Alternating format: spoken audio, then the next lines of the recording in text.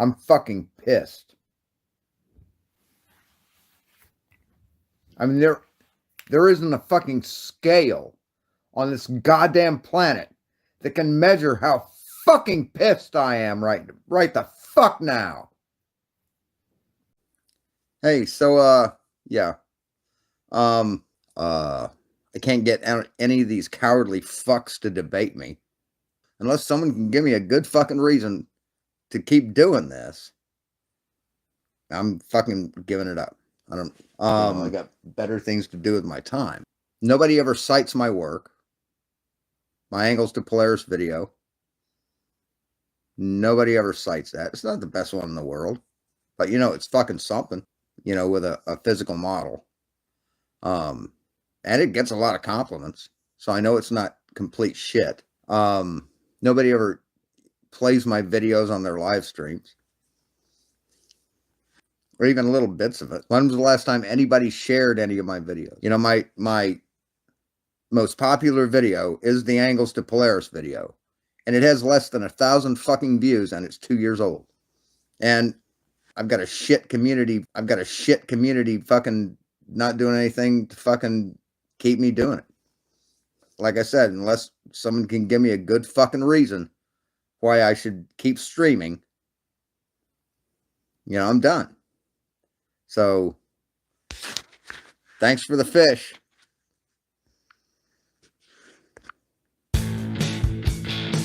I'm so pissed off right now. I've got a shit community. Made me look like a fucking asshole. Motherfucker!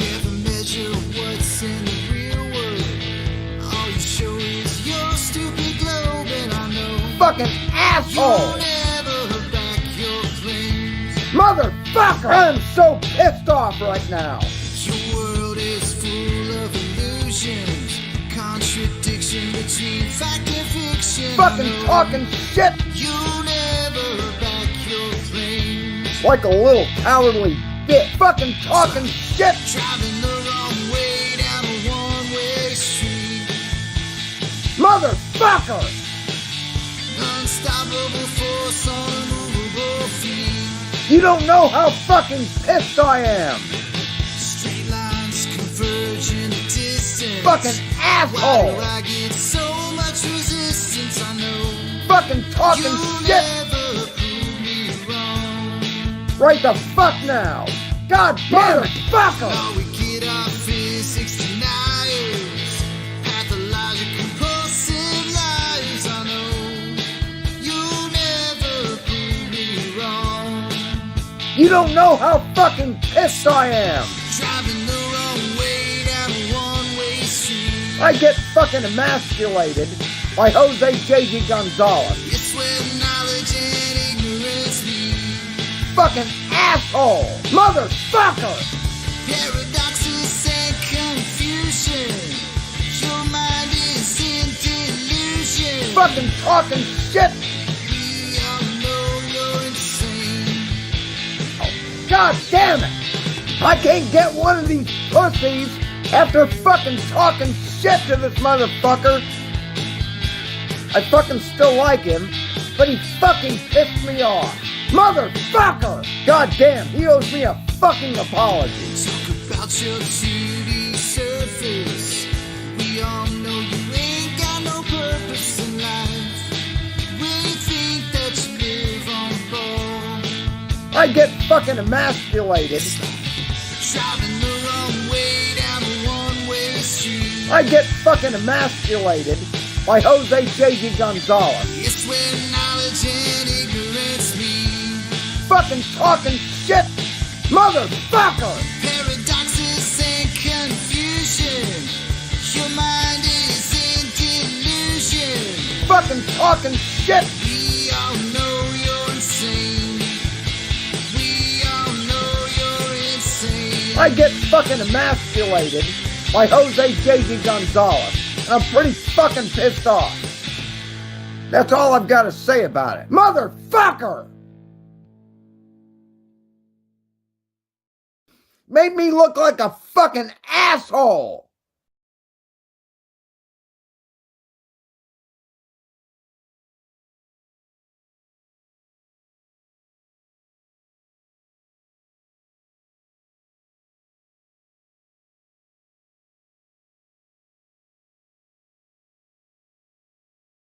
Yeah.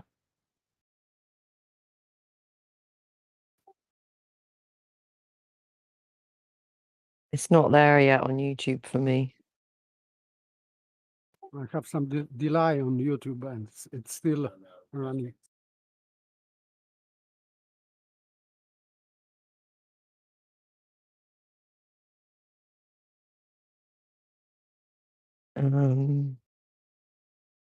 No sound. No sound. No. Oh, they can't hear you, but they can hear paper.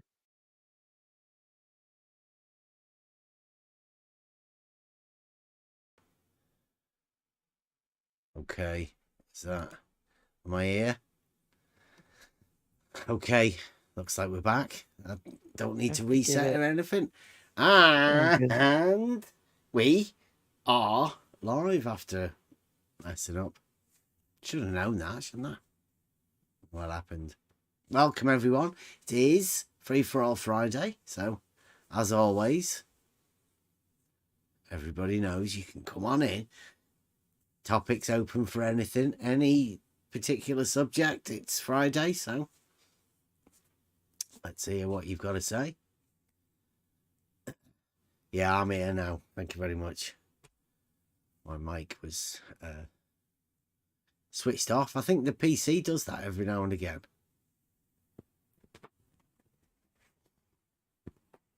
I could tell. I could tell you couldn't hear me. I could hear everybody else. So, what a week. Oh, we started off this year mad. And now we're coming up to the end of April. March. Into April. Breaking the law of identity. That's where we're at. I mean, we always knew it. But when it becomes so obvious that you can't really converse with people. So if anybody wants to come in and we'll have a discussion about, somebody wants to change the definition of a word or something so they can take place in an argument or have an argument around the definition of a word. The law of identity. I would say it's going to be a little bit hard to have a discussion about the law of identity because really, they're the sort of things you should have sorted. Well, when no one has laws or believes in laws anymore, like the law of identity, yeah, you're right. It's going to be difficult to have those conversations. Well, if anybody wants to come in, pretend they're an expert in it, maybe some sort of faux logician or something.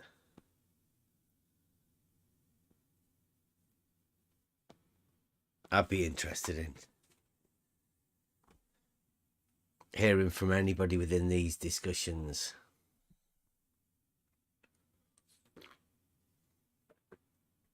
Problem is that, as we heard from Darren last time, he's not only breaking a principle, this law of identity, but also he's using straight in two different meanings in the same instance. This is just stunning me, because vertical is normal straight and perpendicular to vertical is not abnormal straight. And he is using them at the same time. Two different definitions at the same time. This is new for me.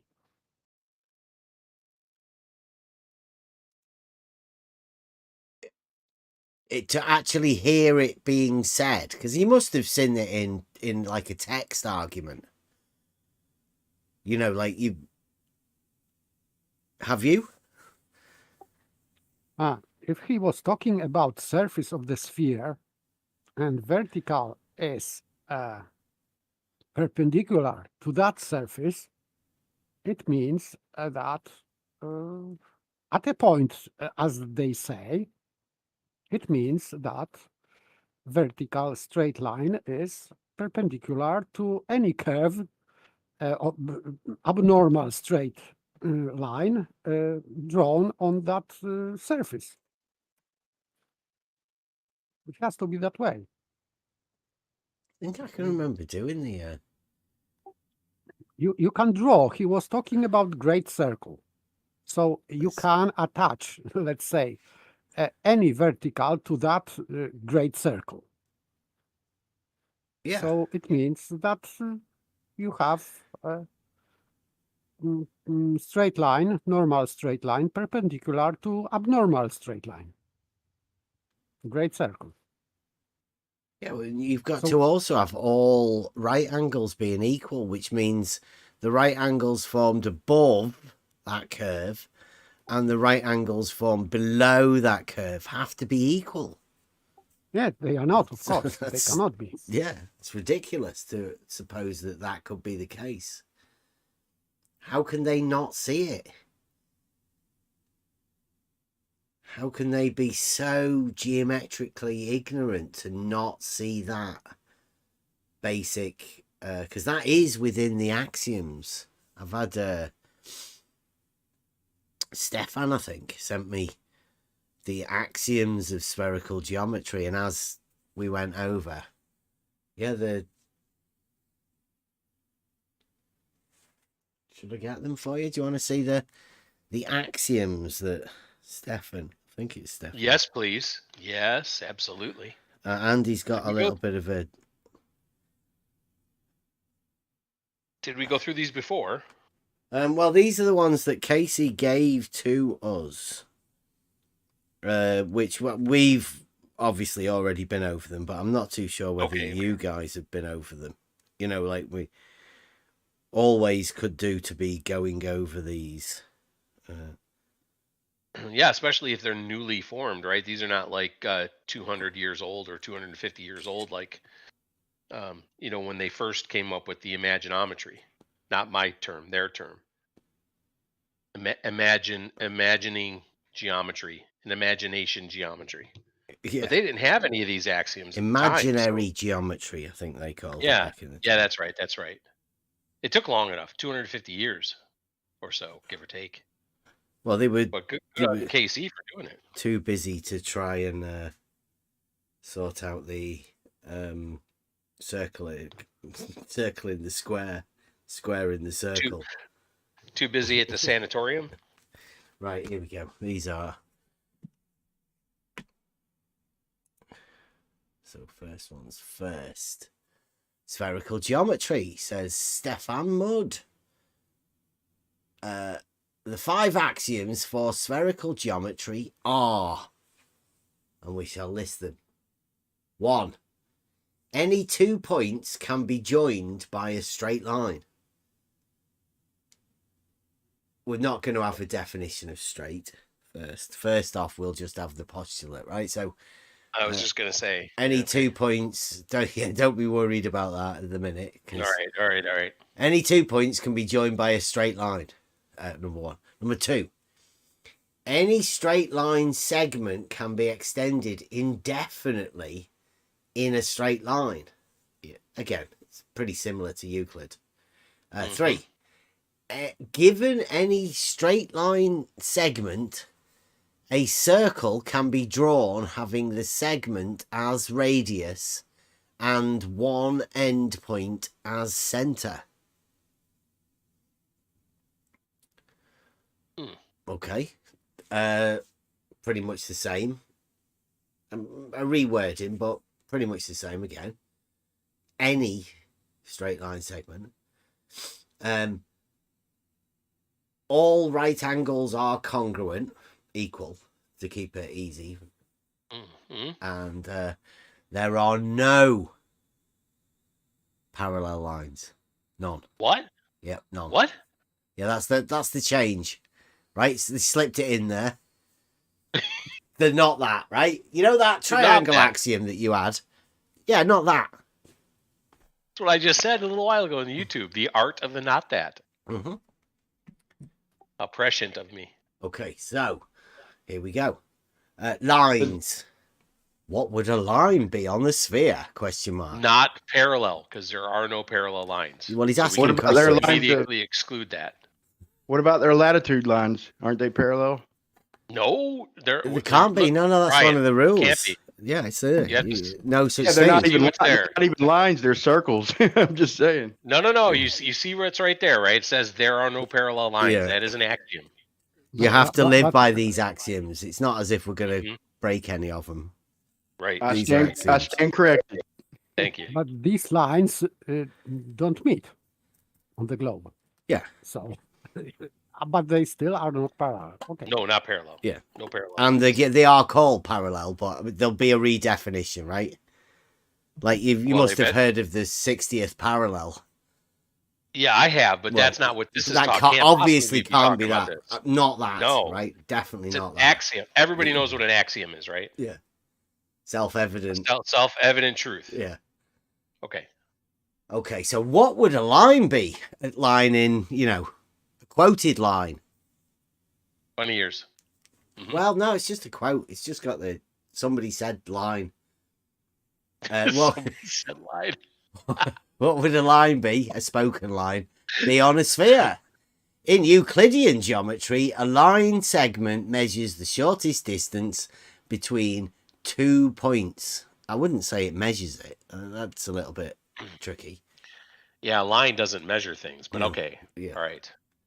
We've got to give him a few things, but it does say in Euclidean geometry, a line segment measures the shortest distance. Well, No, it doesn't. does not. No, That's- that- Does not. I- that's just wrong. There Definitely is not. trick here. Yeah. In that sentence, there is trick. You think? Yeah. Yes, I can see that. Again, soletism, word that is redundant here. Who can spot it? Measures. Pardon? Measures. No. or line.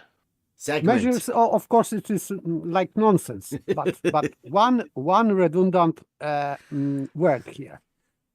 Segment. No.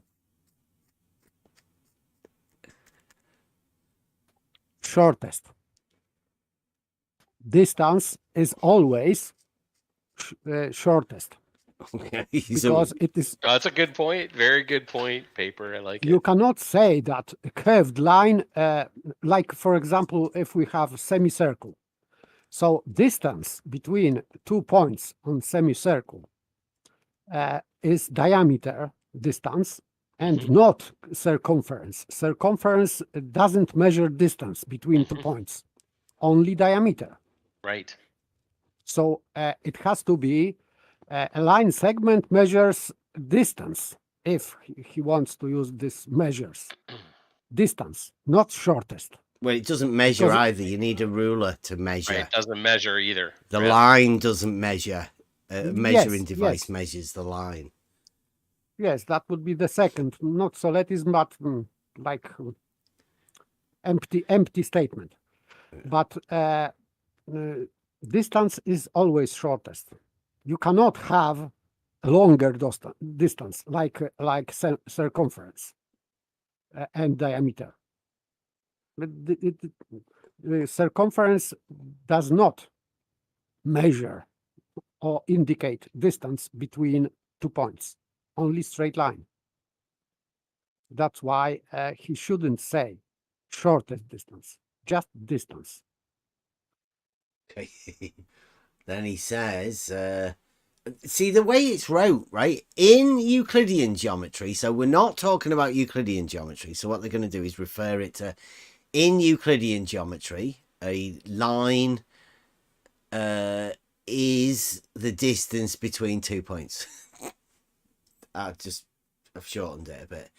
It says this is the characteristic we want to carry over to spherical geometry. Right, it's sort of characteristics from Euclidean he wants to carry over now. Is that admitting a stolen concept? I think so, yeah. It's definitely sounds like it, doesn't it? Oh, all right. The shortest distance between 2 points on a sphere always lies on a great circle. Well, I don't think it does. It would be the chord. Yes. That wouldn't lie on a great circle. That would be the chord. So, I don't know of which the diameter would be the shortest.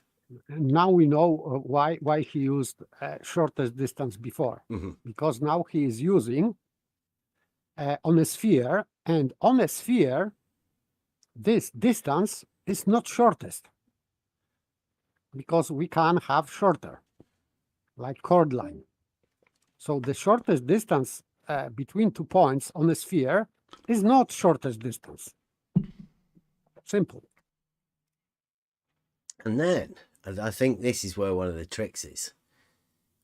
It says the shortest distance between 2 points on a sphere always lies on a great circle. Wrong. Longitude lines and the equator on a globe are examples of great circles. So they're putting an imagery into you. Longitude lines and the equator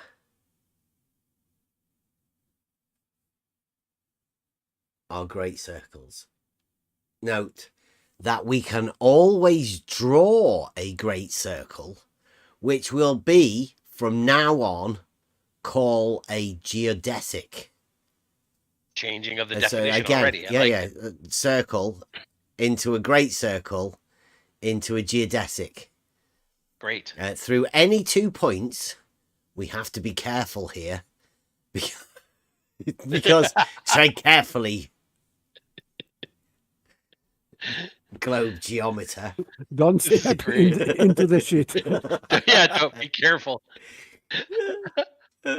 Because unlike in Great. Euclidean geometry, this geodesic spoken line in brackets as well. They've done all sorts there. That's like a special, not that.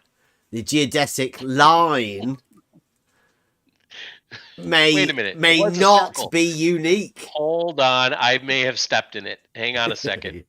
I may have stepped in it inadvertently. No wonder why you said we have to be careful here. Thank you for that. Is this Stefan? Yeah, thank you, Stefan. This is very helpful. So we started with let's see, shortest distance between 2 points on the sphere always lies on a great. So we have great circle. Well, we started off with the Euclidean line, right? Yeah, like but now what would borrowed line be that. like on a sphere? It's asking you. You're becoming involved in this process, right? That's how it does. It draws you in, makes you part of this. Yeah, the process of mutation of straight line. Yes, well, that's what I'm getting at. Is okay. So we go from a Euclidean line, which then he wants to borrow the characteristics. Yeah. Sorry, carry over the characteristics. Yeah, characteristic singular. I don't know which one, but it's definitely a characteristic because it's not characteristics of a line. That we want to carry over to spherical geometry. Now, once it's there, once we've carried it over, like carrying the one in the old way of adding. Now you can imagine the lines on the globe. Right. Now we call that a great circle. Yes. So we go from line to great circle. Yeah. To now not a great circle. Not a great circle, geodesic. Yeah, it's a line. But now geodesic through any 2 points, we have to be careful here. Thank you again for the warning, because unlike in Euclidean geometry, which they carried over the line from, this geodesic line, we're back to line. Yeah. Well, may not be unique. Yeah. Okay. All right. Can you just break that down for us, right? Yeah. You know the line that we're talking about? We're talking specifically about identity here, of especially seeing as we're starting off with a line, the shortest distance, which would have been in Euclidean, that one. Yeah. How could it not be unique? Like, are we not now talking about that? We've changed it from a line to a great circle to a geodesic, and now we're saying, be careful. That line that you've got there, spoken line, brackets, that may not be unique. So that one, that that line that we were talking about may not be the only line that's like that. There may be another one somewhere. So we have to be very careful about it. What's that mean? May not be unique. That doesn't sound very mathematical to me. Yes, but I think that he means that this line geodesic is just with different curvatures. So this is curved with different curvatures. So it is not unique because we associate straight line as unique line because straight line is unique line. There is no difference between straightness. There is only one way to be straight. Yes. But in this geodesic, this new straightness is variable. Yes, may it's not vary. very unique, is it? The not that, right? Because there's many things that can be not straight, and that's the problem. Whereas straight has a uniqueness to it. I can see the problem. You have to be very careful with that, don't you? Yes, because if this sphere is larger, it means that the curve is different. So this straight line has different straightness then than on smaller sphere. On smaller sphere, we have more curvature and therefore straightness, of course, because curvature is straightness, but this is different straightness. On bigger ball or bigger sphere, we have different straightness, you know. Yeah, like This is I think I've always said this. The curvature of air on the dogmatic model, right? The curvature of air is actually altitude dependent.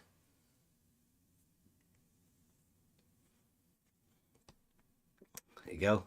And also distances between 2 points.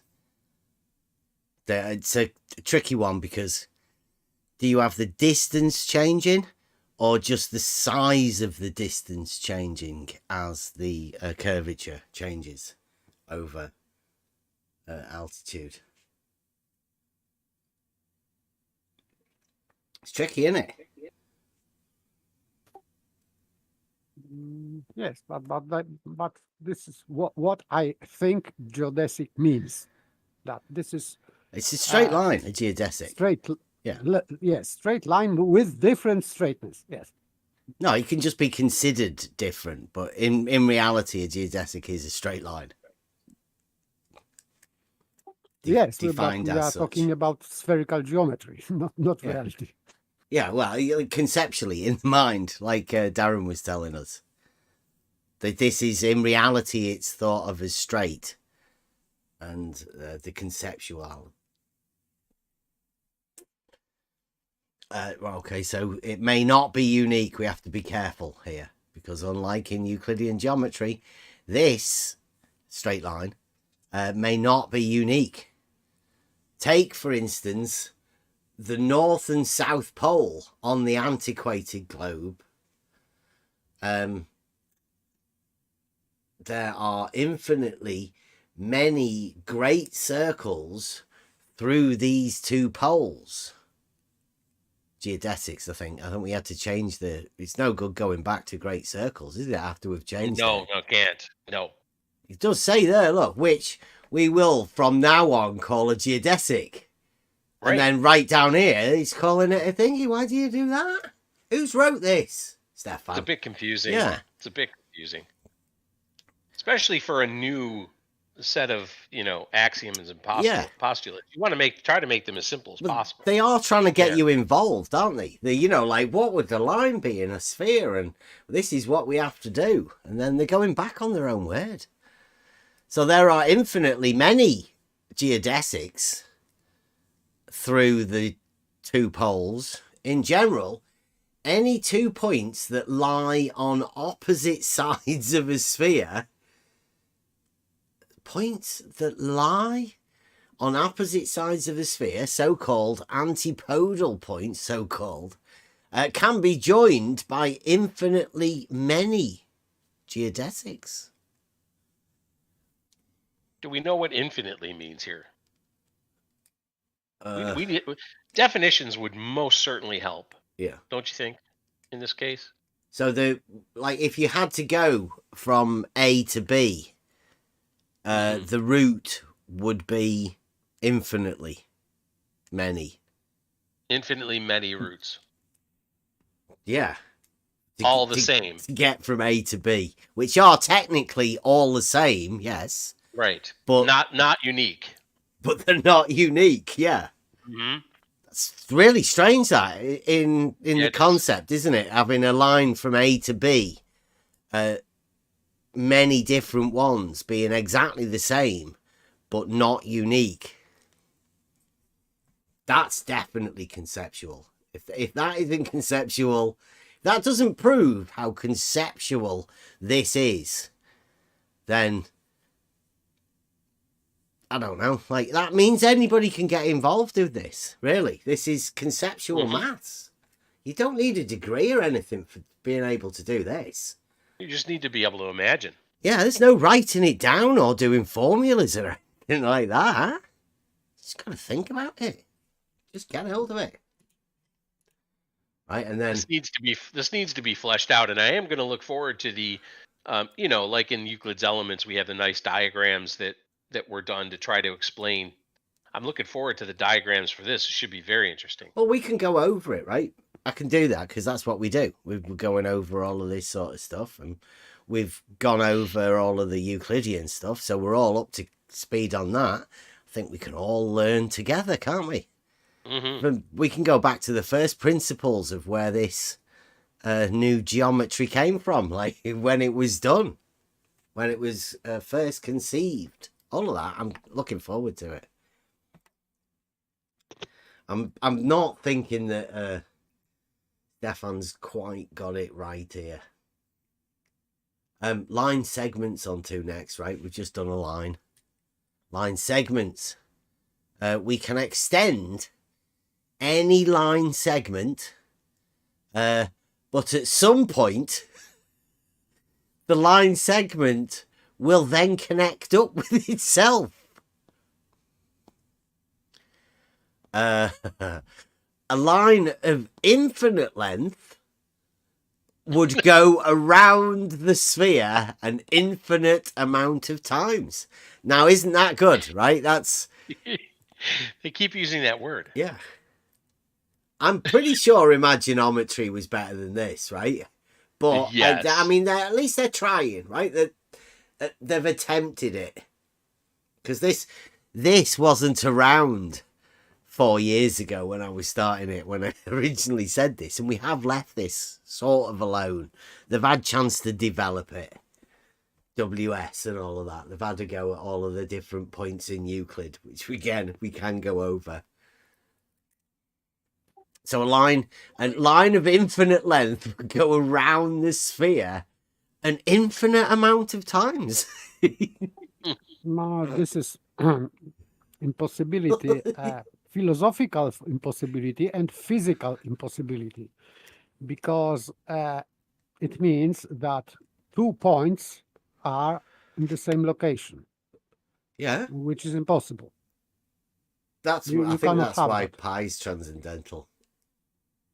Personally, You cannot have that. You can say that these lines are overlapping, but in fact, there is no overlapping. The line ends when it starts the circle. 360 degrees is the and same as 0 degrees. Overlapping is not extending a line. This is not extension of a line. This is just overlapping, and it means that this is the same segment, the old one, let's say. Nothing new here. So yeah, it's only like an orbit, right? You have to consider this as just like an orbit. A straight line that meets up with itself at some point. Yes, but this is motion. Of course, I can understand that we are making or somebody is making a circle or So if orbit. I have a, oh, sorry, George. So if I have like a motorcycle with a side cart, then the side cart won't be parallel to the line that I drive. Or like I can't hold hands with my wife and walk us, like she won't be walking parallel to me. She'll have to deviate. Like I'll No, have to like I have to strain to not let go of her hand in their world. we're 'cause we talking wouldn't about be- geometry here, though, right? It's a bit hard Yeah, when you yeah. try and put people and motorbikes and airplanes and stuff into it. It'll never work. Yeah. You have to. You actually It have will to. never work. Jeff. Well, You're right. if you're going to have the mathematical thought, you may as well have the actual mathematical thought and not replace it with some sort of image of something else. You just. I was just trying to tie it in with reality. How they said no parallel lines, then I couldn't walk a straight line holding hands with somebody. It's yeah. I was just giving an example, but I'm following. Well, we've got the line segment. So the line segment can be infinite and go the full circle. Like, so you can literally have a line segment that is a total circle to come back round on itself, but still be a line segment and be able to go round it on itself indefinitely. Now, this is another violation of identity Yes. because a segment is not infinite line. And they are, or Stefan Mood is identifying segment with infinite, which is absurd, of course. Blue Marble says brains are- this comes from 1955 book, Three Worlds, written Their by brains MC Escher. Sorry, go on, Brad. Sorry. I hope the editor was fired if this was taken Yeah. correctly, unless it was retyped. It dates back Their to brains are Hipparchus. stuck. Literally, their brains are stuck on a two-dimensional sphere. It's weird. Like their brains are literally trapped on it. Well, no, this will be official. Like, look, you can't say that because my Blue Marble's talking about an Escher book, right, from 1950s, and it dates back to Hipparchus.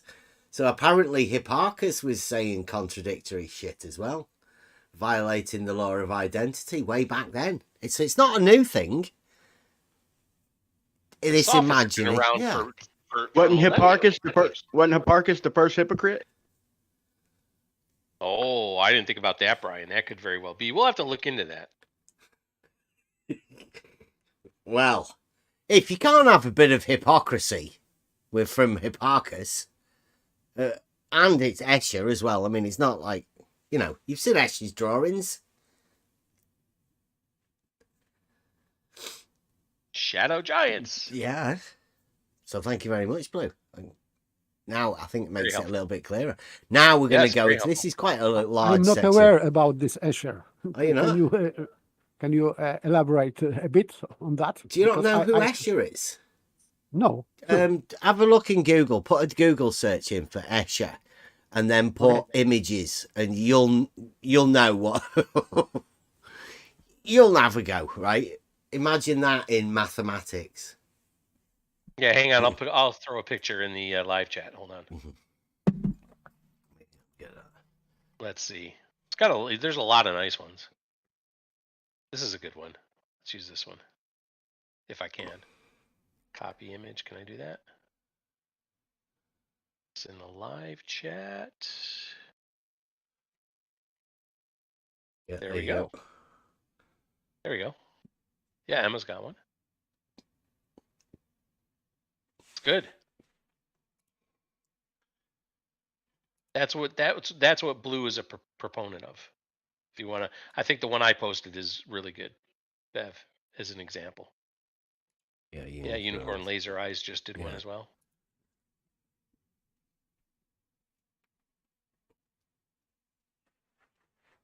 Makes sense, doesn't it? It's good. Makes sense. Yes. Absolutely. What does everybody in the YouTube think? It's good? Yeah. So you could definitely make sense of your world with stuff like that. Can't you? I regularly walk upstairs like that Hmm.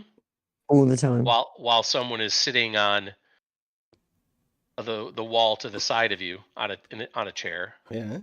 or upside down. Doesn't it make In sense another that Hipparchus spot. would be doing that? Makes total sense. Yeah. Yeah, for those who can't see, it's the picture of the stairs, like the upside down stairs and the right side up sideways stairs and all that. It's that's good. Yeah. Okay, let's Is it let's any go through wonder these. these people went mad? They're heroes for blue marble science. Can't say that. I know. They sacrifice their brains for people like for the blue marble scientists.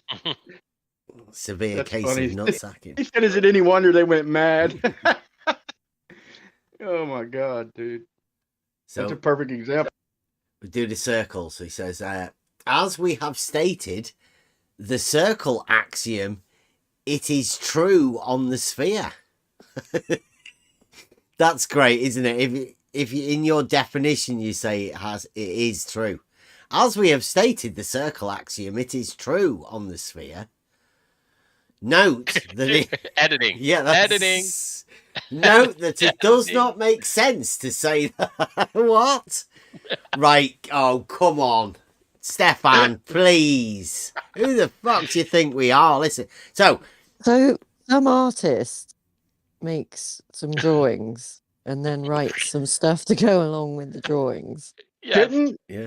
Shouldn't they have specified right out of the get go that there's no elevation in any of these axioms? That they're, no. This is geometry. This is not.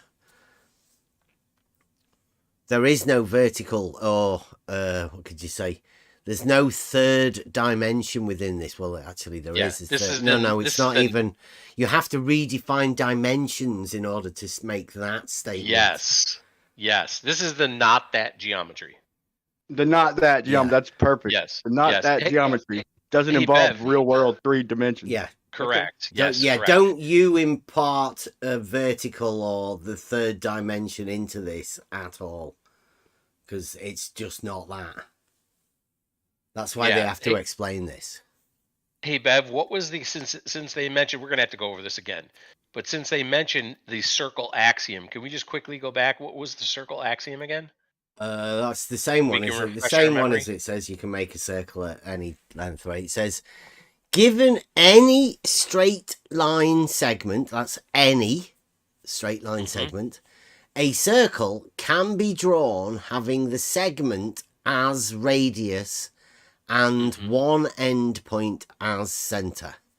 As you would imagine, right? Within Euclidean geometry, you can make a circle of any size using any line, right? That's how it works. And this is very the same.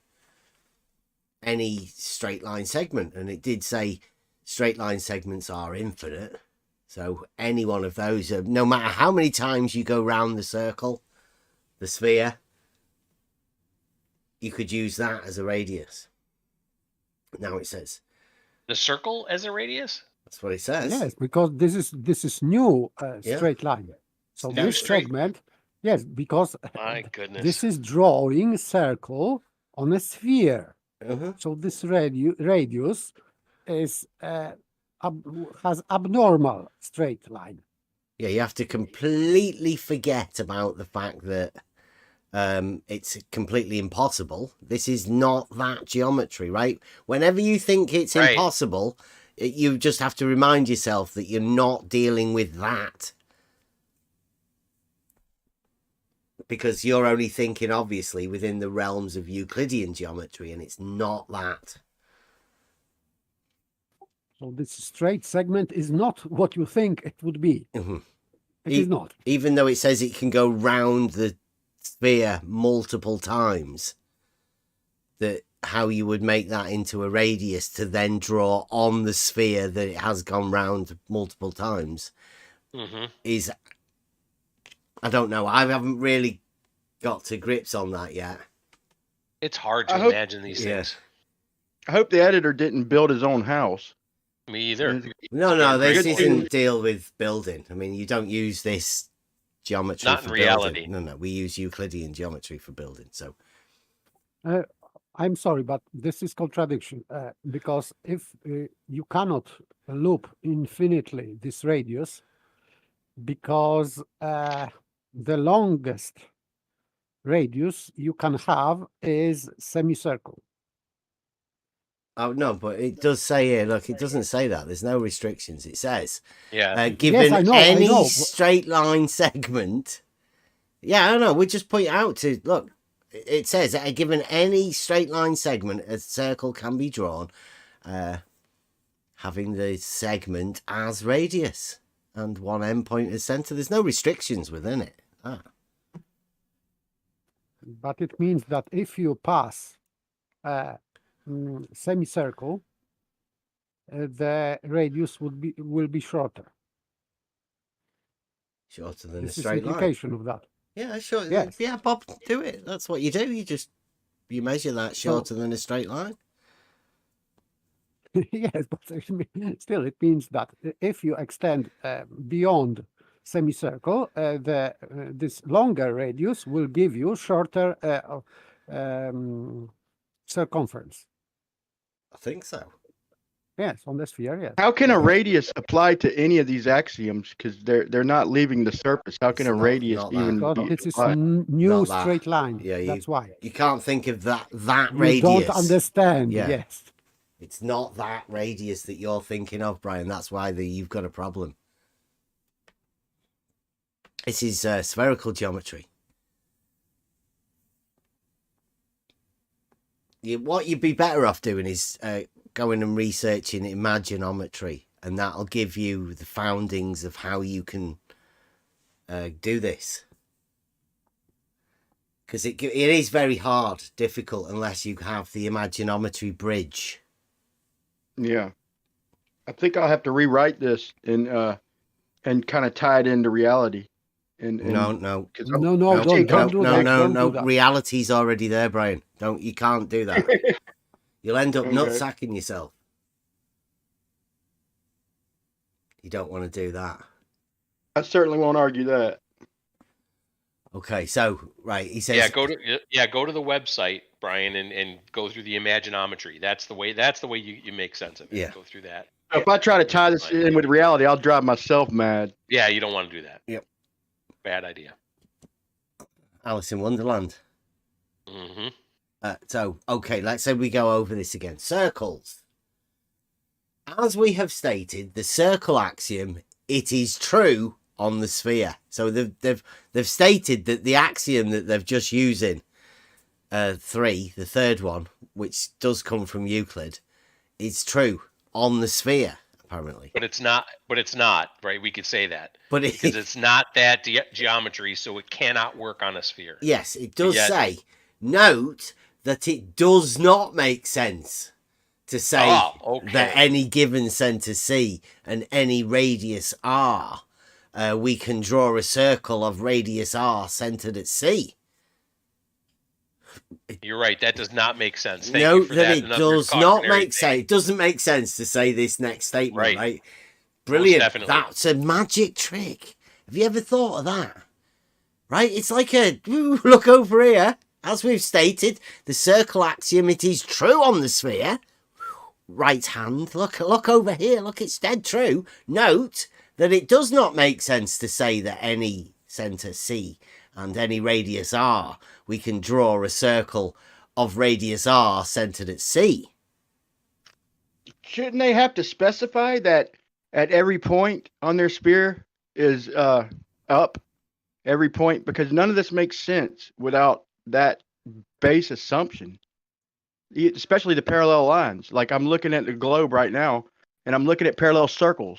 They're called latitudes, and they'll never meet. Did And you so say they're- parallel circles? Yeah, parallel circles on the sphere, the latitude lines. Okay, if you say circles, I would agree because circle is just a plane, so you can say that Parallel planes.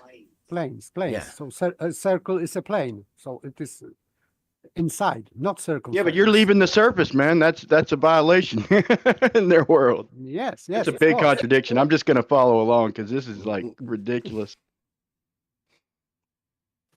So we are talking about circles, but we think a circumference. So Yeah. back to circumference. So Yeah. these lines are circumferences, but and they are not parallel, but planes are parallel. Yes. It says if we take a radius less than half of the circumference of the sphere, a radius as I said, that's yeah. less than half of the circumference of the sphere, then we can draw the circle. So only if you have a radius less than half of the circumference, which would be the circumference would be 3.14, so it's about 1.618, something like that, something ish. Longer than the actual radius. But hey, yes, but doesn't matter. We have to Yes, forget but- about that. that By would the be way, great circle. Yes. So the largest is great circle. If you pass this line, these circles will be smaller and smaller. So as you make radius longer and longer, the circle is smaller. But the radius This has is- turned into an arc, hasn't it? This Yes, is crazy. but- This is not spherical geometry. oh yes, it is. Yeah, Absolutely, yeah, it it has is. to be. Stefan Mudd's showing it us. Blue Yes, it Marbles, vying for Blue it. Marble said he's- MIT or something, this, yeah. Yeah. Well, he has suggested. I mean, but Blue is making some suggestions. By the way, I did say in the YouTube chat that today is St. Patrick's Day, and in commemoration of St. Patrick, we're being kind to each other in the YouTube chat. But Blue was very helpful. He said maybe you need to go to MIT and read what they have to say about it. I don't know what MIT folks would have to say about it. We may get into that at some point. Not this. Well, I don't. You don't know. You never know, Brian. But I haven't got a clue. I've never talked to Yeah. anybody at MIT, but I wouldn't mind having a chat with them about this because I'm keen to Mhm. know about this. It sounds fantastic, this stuff. And I'm really struggling to get my head around it because they've got a radius that's less than half of the circumference.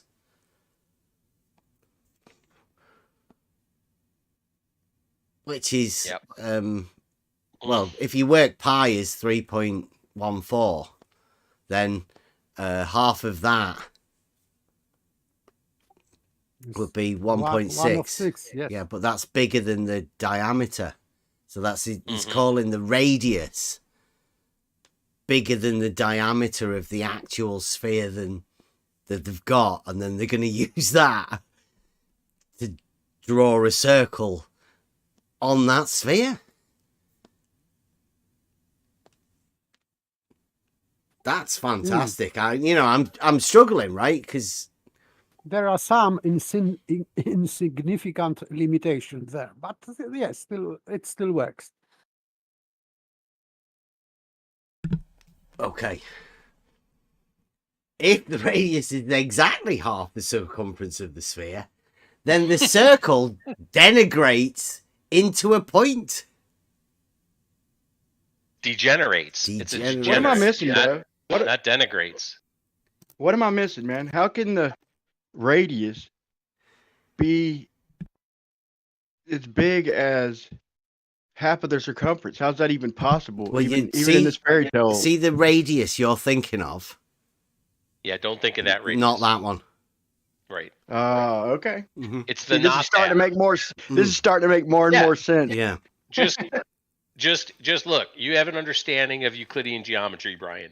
Just everything that sounds like Euclidean geometry, just put not that after it. Yeah.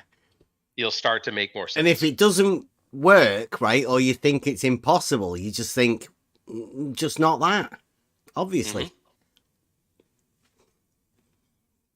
Because the not that, especially the not that you're not thinking of, that one works. You just have to find which not that it is the one that works. It's like an individual journey. Did this come with a glossary? No, that's the problem. Is we don't have any. Seems we don't have any of the definitions or any of that. But I'm sure they're coming. Maybe we need to go to Escher for that. It could be in I one of the can't wait. rooms, one of the weird rooms off of one of those weird staircases he drew. I don't know. This is what George was doing. George was trying to bridge this gap between this geometry and reality. Yep. He didn't quite get to finish his work. RBD face. RBD, not with. We decided not to use. We did. When did we decide that? Well, the other night you might have been around. I may have missed that. Yeah. I'm sorry. Well, we'll go over it. Yeah, we're going to go back in the memory of George. God rest his soul. Okay, so if the radius is exactly half the circumference of the sphere, then the circle degenerates into a point. If the radius were greater than half of the circumference of the sphere, then we would repeat one of the circles described before. Note that great circles are both geodesics, lines, and circles. Okay, they're not that and that, right? That's what you missed. They could have put that at the beginning, couldn't they? Note that great circles are both geodesics, lines, in brackets, and circles. It sounds for me like from communistic times, this Marxistic dialectic. I not any sense. But okay, this is spherical geometry. Okay. The law of Not contradictions obviously applying there, right? Everything. That's how you apply the law of contradiction. Yes, law of contradiction. Correct. That is what it is in that. Yeah. In that, the not that. Yes, because it means that you can produce the same circle with different radiuses, as he stated here.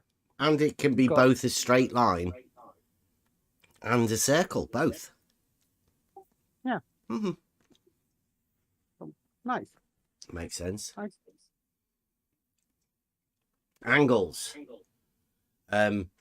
Right angles are congruent, or all right angles are equal. Wait, one more thing. So a line can be a radius, a straight line, and a circle Yes, yes. all at once. Absolutely. Yes, because Gee. you can have a great circle, segment of great circle, it is radius. So this radius produces a degenerated circle, but still this is straight line for them. So it's the shortest and the longest distance possible. Yes. That's yes, why you this get messed shortest up distance doing- is longest, yes. Yeah, that's why you get messed up doing spherical pi. If you don't know what the difference between your straight line and your circumference is, you're going to end up with weird numbers, aren't you? I don't know whether blue's allowed for the circle with more, though. Do you reckon? The line segment, got the to, man. infinite line segment. They got to have that with this all this spherical excess. To they've got to come up with more than if they're measuring equilateral triangles in their reality, then they've got to have more than 360 degrees, or the inside angles there wouldn't be any excess. So they have to invent. To me, they have to invent a circle with more than 360 degrees, or pi greater than 3.14, or both. I think there's only Bob, the science guy, ex-doctor, and who else has that? Brenda. Mm-hmm. Yep. There's only those two specialists ones that can get pi greater. Blue marble just went less. Right, down to Down to 2.000. I don't think he could get it less than 2, could he? Blue wasn't not good to- enough at this maths to be able to get it Yeah. less than 2. Not to us anyway. He Mhm. didn't let that secret out. Maybe it's a secret.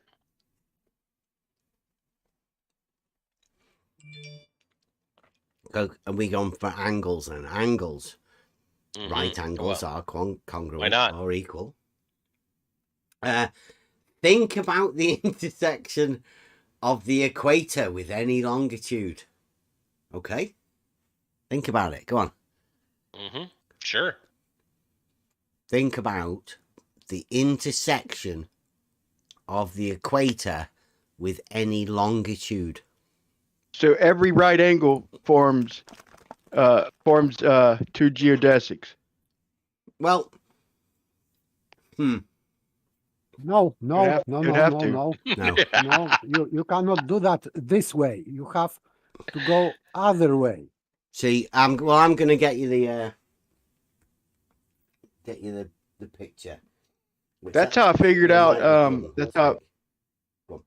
That's how I figured out that that their equatorial sunrise is not parallel lines, because they're all pointing about a few thousand miles above their sphere along a meridian, along a longitude, I want to say, from every latitude. They're all converging, because every right angle is basically like longitude and an equator. If you just kept going with the line, you're going to always wind up with a geodesic. So that led me to the fact that every latitude looking due east, or geodesic, like a geodesic or a right angle, is all converging at the equator, approximately a quarter of the way around their sphere. And that's how I come to the conclusion. But anyway, I'm veering a little bit. Okay, you see, there we go. I'm pretty sure we did this last week. See, north, south, east and west.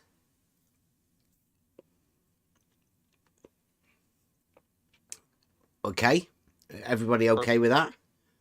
Perpendicular in our world. That's perpendicular. North, south, east and west. You would call the north, south a longitude, right? Yeah. And the equator, east, west? Sure. Okay, so this drawing here is what he's talking about with the perpendicular, the right angles. Imagine, he says, imagine this. So keep that in your mind as we go over. That's bad when they have to give an example in an axiom. That's pretty bad. Think about the intersection of the equator with any longitude. These two geodesics will meet at a right angle. North, south, east, west, right. You've just seen them, two straight lines. Then it says, how can we formulate the fifth postulate? Wait a second. That means every circle other than the equator is not a right angle. Every latitude line. What circle? Yeah, that's a good question. They're two straight lines, perpendicular. Right angles. Yeah, The one that he's talking about there with right angles is the only model that nobody seems to talk about. The one that nobody wants to talk about. Because as you said last week, you gave up perpendicular because you wanted to make one of them a circle. Yeah, making the way I envision the map. Well, then you I can't have the envision- right angle then. You can't have that perpendicular. So you've got to immediately say, not that. I can't have them with direction of east and west, like compass directions. I can't have that. I can have that as far as verticals and horizontals, but like I said, I'm like a one circle kind of guy. Like these people are two circle guys, and like Bev is like a zero circle. He thinks of everything like east, northwest, east, south, basically. It's crazy that I'll save this. I'll wait till later. You carry on. Well, I'll go over it again. See if it makes sense. Angles. Right angles are congruent. This is all right angles are equal. This is an axiom. Think about the intersection of the equator with any longitude, north, south, east, and west. These two geodesics will meet at a right angle, as we've just seen, north, south, east, and west. And then it just says, how can we formulate the fifth postulate? With right angles, yeah. Easy. Who imagined that there was a circle there? Me, I imagine that the equator is a circle. When he said right angles are congruent, and it asked you, this is how the magic happens, though, right? It said, think about the intersection of the equator with any longitude. And I don't agree. But you thought circle, right? But I don't think that it is a right angle. I think the equator is a circle around central north. Mm-hmm. Yeah, but this is something that Stefan Mudd's given us that I assume, has taken on, right? Because people they read this sort of stuff and they would follow the instruction but there. Think about the intersection of the equator with any longitude. These two geodesics will meet at a right angle. That was my point last week, is like in their world, and this is the only time I'm going to say in their world, but just one quick time. So in the southern hemisphere below their equator, they still correct north, okay? And they align their magnetic declination fixes to the north. And so in their world, if they're going to do a circle around their North Pole, they're going to correct north and then keep correcting less and less north as they work their way away from the North Pole until they get to the equator, where they don't have to correct north at all. They go straight and follow the compass. But then as they go further south of the equator, they have to start correcting north again. To me, it's ridiculous to even think that. So you bring up a good point there, Brian. They have brought in longitude and the equator. Now, are those geometric terms? Should there be a definition within spherical geometry of longitude and geodesic? Or have they just tried to get you to think about it? And should that be within the formulation of the geometry? They have to wing it, because they can't redefine their definitions unless they wing it. They can't pin it down.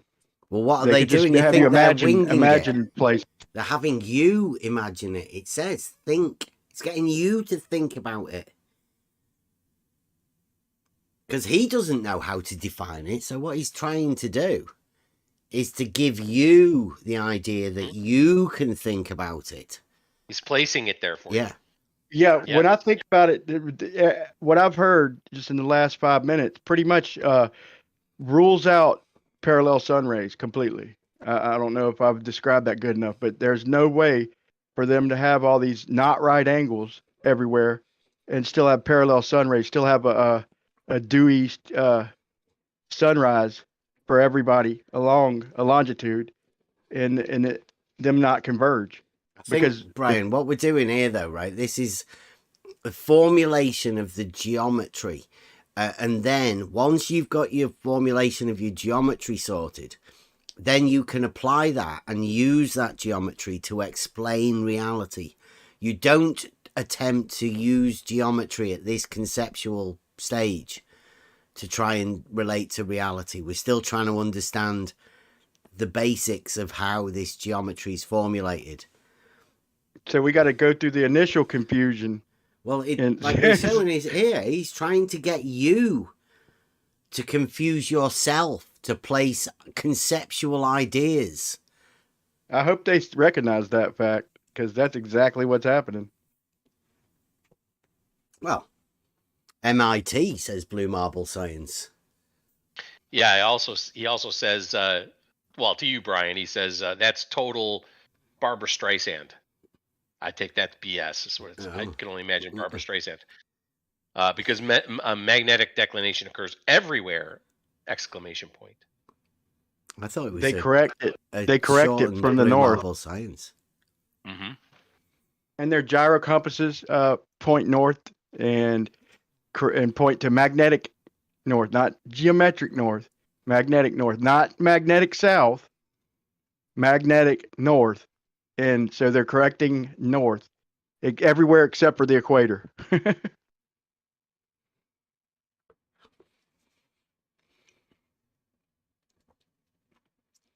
On a horizontal plane, right? North, south, east, west.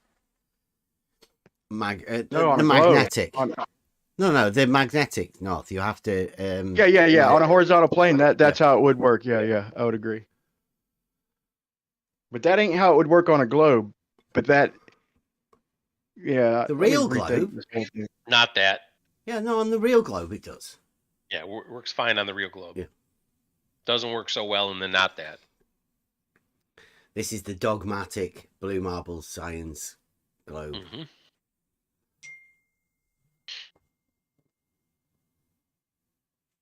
Okay, cool. So what's the end of this? The angles here? Well, it says right angle. I'm gonna have to keep going over this because I think this is one of the biggest bullshits. I can't believe he's trying to get away with it.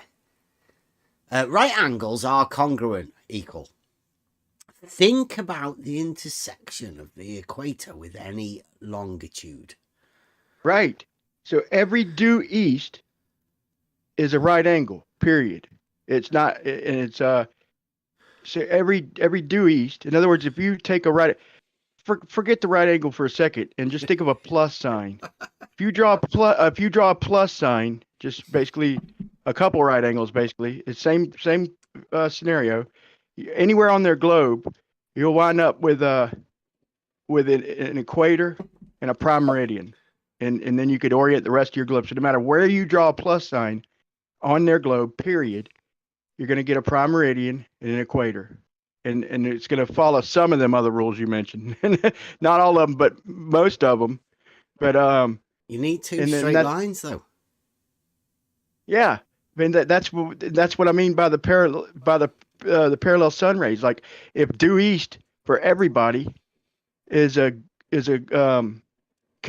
means it's converging for everybody. That means we're all not looking parallel with each other.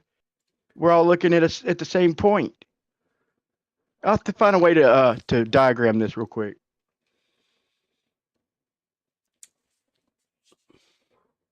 These two geodesics will meet at a right angle.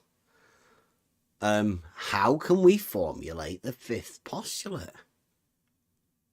Well, the fifth postulate is there are no straight lines. Oh, sorry, there are no parallel lines, which by implication there can be no straight lines. Because you can obviously have a straight line and then a parallel to it. I mean, why not?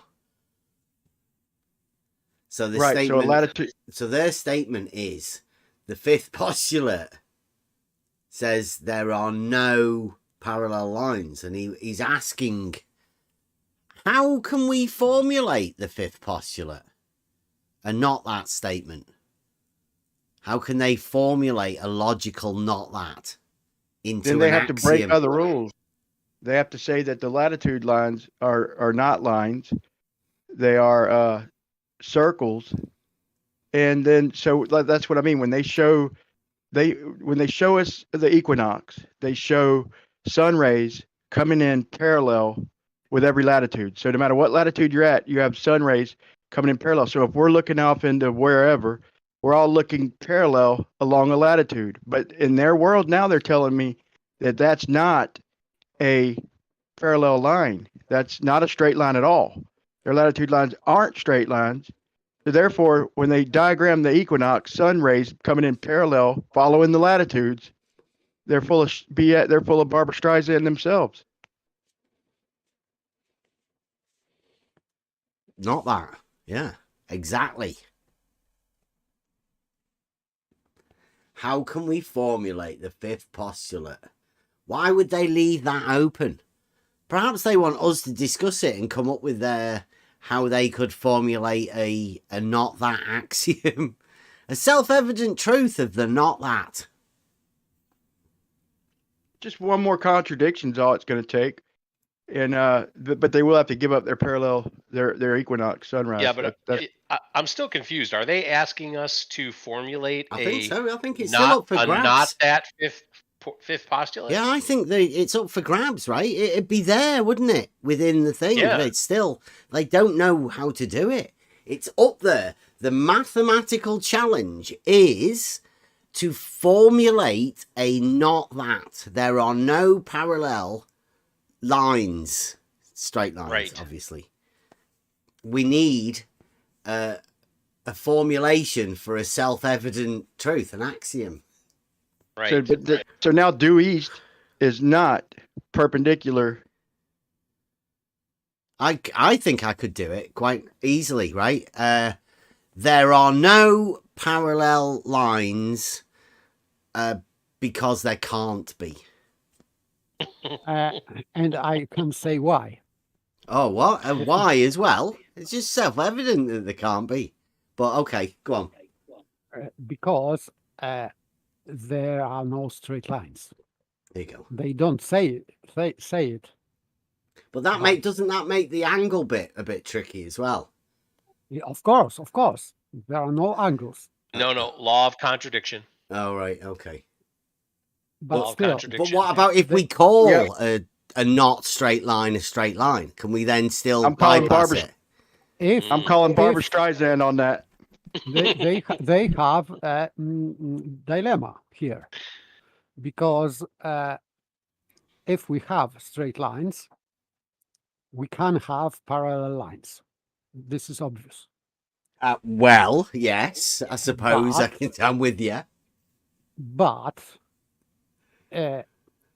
if there are these straight lines are not straight lines, then we can say there are no parallel lines. But they are erasing straight lines. In fact, Which means Well, you there can't can't be have straight lines. then you can't have right angles. You can't have perpendicularity if you don't have straight lines. yes, Right. yes. Mhm. So But if they you are do have killing- straight lines, then you can also have parallel lines. So by Ooh, saying this is interesting. that there are no parallel lines, they are killing their straight lines. Right. So due easts or geodesics or right angles will always converge. Therefore, no parallel rays. You can't have right angles. No. Well, if you imagine the equator, As a straight line. But if you imagine the equator as a straight line, then you can imagine parallel straight lines, surely. Mm-hmm. Absolutely. no, that's not what they're saying. They're saying that that they all. Are you sure, Brian? Are you sure? I got it. Okay. By the way, Wally's trying to help out here. He suggests maybe the fifth doesn't logically flow on a spherical. Exactly. I think on we've wrote that a into spherical geometry. yeah, we've definitely got that in I think that was helpful. imaginometry, right? If the Mhm. if it doesn't logically fit the model, then no. To me, they could get rid of at least one contradiction if they would have just led with everywhere is up. If they'd have just led with everywhere is up, they could have eliminated one of the few contradictions I've seen so far. But they'd still have Well, unanswered. no, you don't, Brian. You have to. Yeah. You need practice. You need to come by more often. I know you come here on the Fridays. We love to have you, but you need to come by more often because you need to get these things down. Right? You don't want to eliminate contradictions here. with this imaginometry. That's not the point. Remember, law of contradiction. Yeah, So we've it not must- actually wrote must that yet. contradict. Yeah. Yeah, yeah. So you don't want to eliminate contradictions. You start eliminating contradictions, and then pretty soon you're going to end up with a law of non-contradiction. Yeah, you can't which is do that.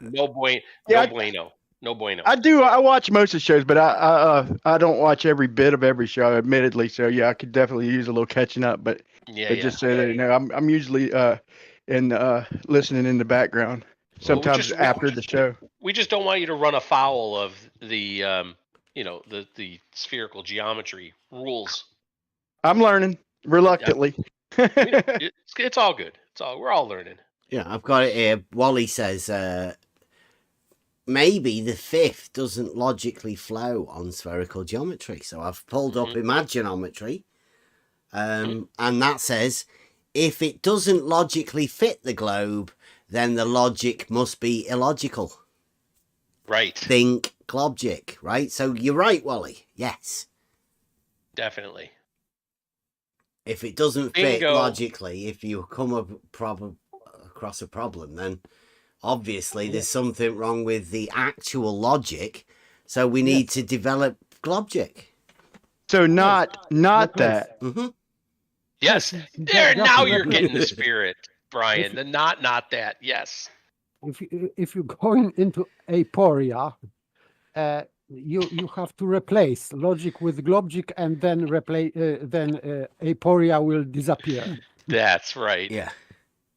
We are learning. This is fabulous. It's got here. Like Did he say glogic? Globgic. Globgic. Globgic. Yeah. Yeah. So it's the natural precursor to imaginometry. Just like logic fits as the precursor to Euclidean geometry. All follows. And on here as well, Brian, it says number 7, reality cannot be disproved and does not need imagining. The sole purpose of imaginometry is to envelop a unique, personalized, idiosyncratic conceptualization of an individualized paracosm. Brilliant words. You need to copyright that, bro. It's on the website. It already is, yeah. It is. Okay, so imaginometry sorted that. We've already helped them out with all of these sort of things. We're well in front of you. I would say, Bev, that you will have to, in the future, just sell licenses for using imaginometry. I'm going to incorporate spherical geometry into it. I'm going to give it as a bridge. And I'm going Stefan Mudd's done a terrible job of this. I can Wait, real world spherical geometry or this what we're going over? Globgic. Yeah. Gotcha. Don't mix the two. Don't mix the two. Yeah, we've got Euclidean geometry. You know what a circle is. A triangle and a square. Well, you're all right with that. And a sphere. Yeah, and a sphere. Three-dimensional objects, yeah. Yeah, that's the real globe, right? That's where we get all of our proofs from.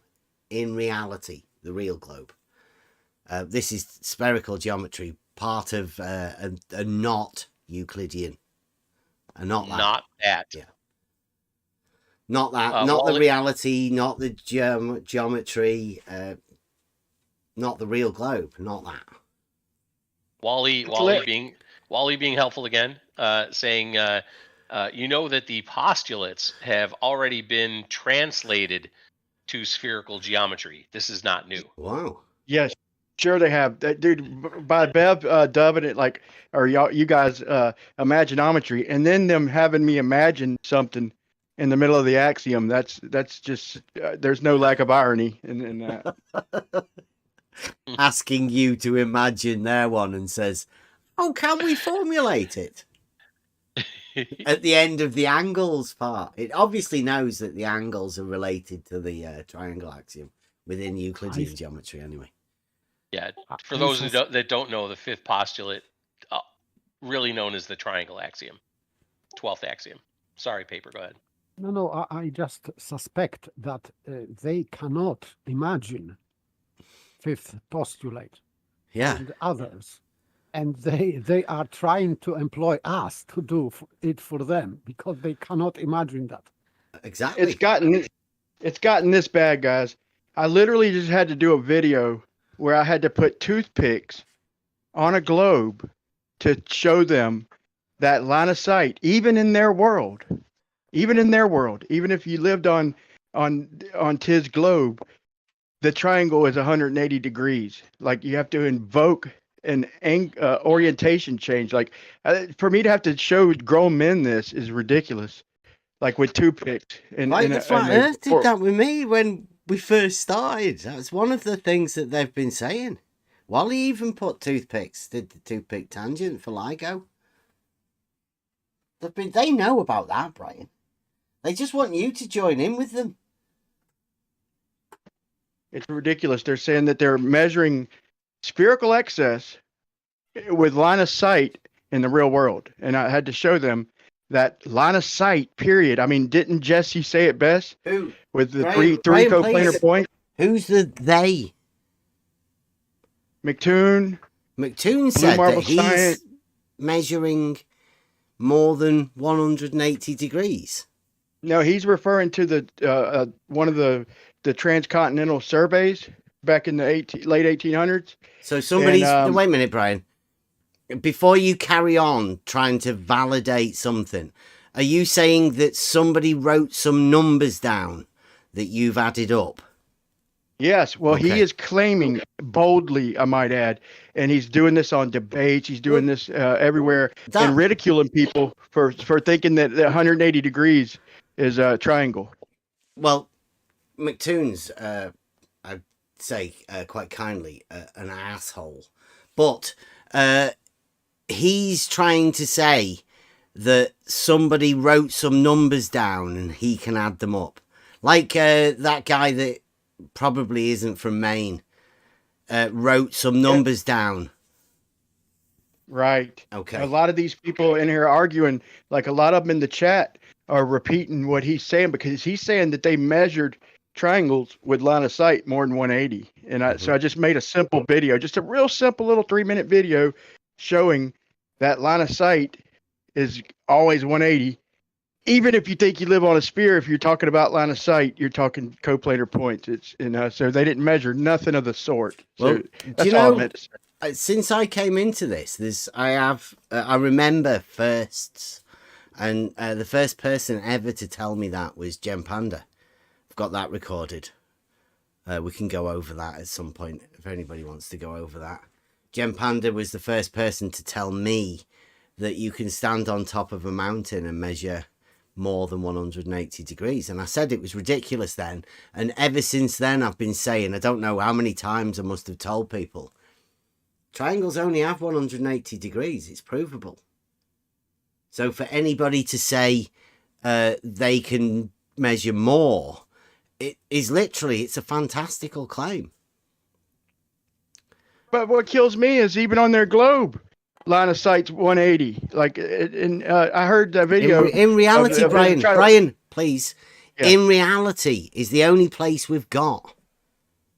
Right? So don't say on their globe, because all we have for measuring angles is reality.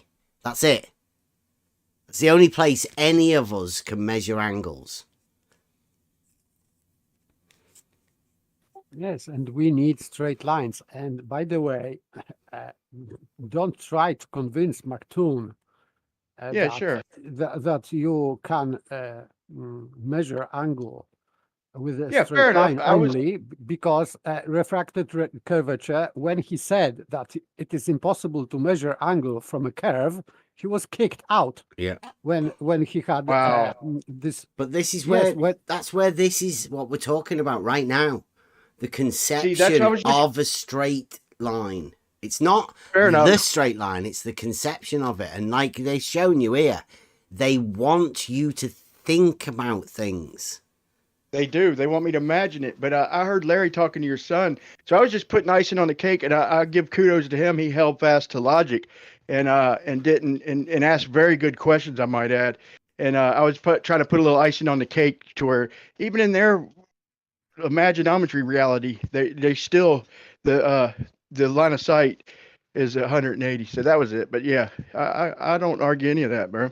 And kudos to your son, man, to your lad. He did good. Just What you've got to remember whenever we're dealing with any of this is that there is reality, and then there is a not that. Right now, if reality is the that, what is the not that? And where does that exist? In the mind. in the mind. The answer. That's why it's asking Only. you to think about things. Yep. Imagine it. You just can't conceptualize. We've been told that many, many times. But the moment you start replying to an argument, then what you've done is you've imagined something that they didn't give you. They just give you the imagination, the idea to imagine something. What you imagined, that's yours. That becomes what you start arguing with. Becomes your Yeah. paracosm if you're not careful. But you're sure to, when Jim Panda first told you that, you're sure to call nonsense I did, on yeah. that. Absolutely. So that's basically what I was doing, is calling nonsense. And that's to, why MC they won't Toon. talk. McToon won't talk to us. Fight the Flat Earth won't talk to us. Jem Panda won't talk to us. None of these people will talk to us because it's geometrically provable that triangles have 180 degrees. That's provable in reality. No way around it. Can't get around it. Yes. Yeah, Go on. Sorry.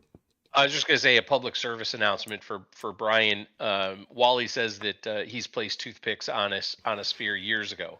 So I don't know if that's a prelude to a copyright strike. I don't know if can you copyright Toothpick toothpicks on a sphere? tangents. Are Good they? thing I use popsicle sticks. Yeah. Yeah. Cocktails. Yeah. Okay, thank you. All right. So then after they've asked you how you can formulate a not that, and we've pointed out that you can either have angles or no parallel lines, but you can't have both. It's impossible. But I guess we're dealing in the not that, and you'd have to imagine it for them because they can't even imagine it themselves. Otherwise, they'd have told you that. It says, no parallel lines. Any two geodesics will intersect in exactly 2 points. Note that the two intersection points will always be antipodal points. Some of the angles in a triangle on the sphere of the sum of the angles in a triangle is always strictly greater than 180 degrees. I think that's a bit of an overkill. Whoever got Stefan to add this and change it up.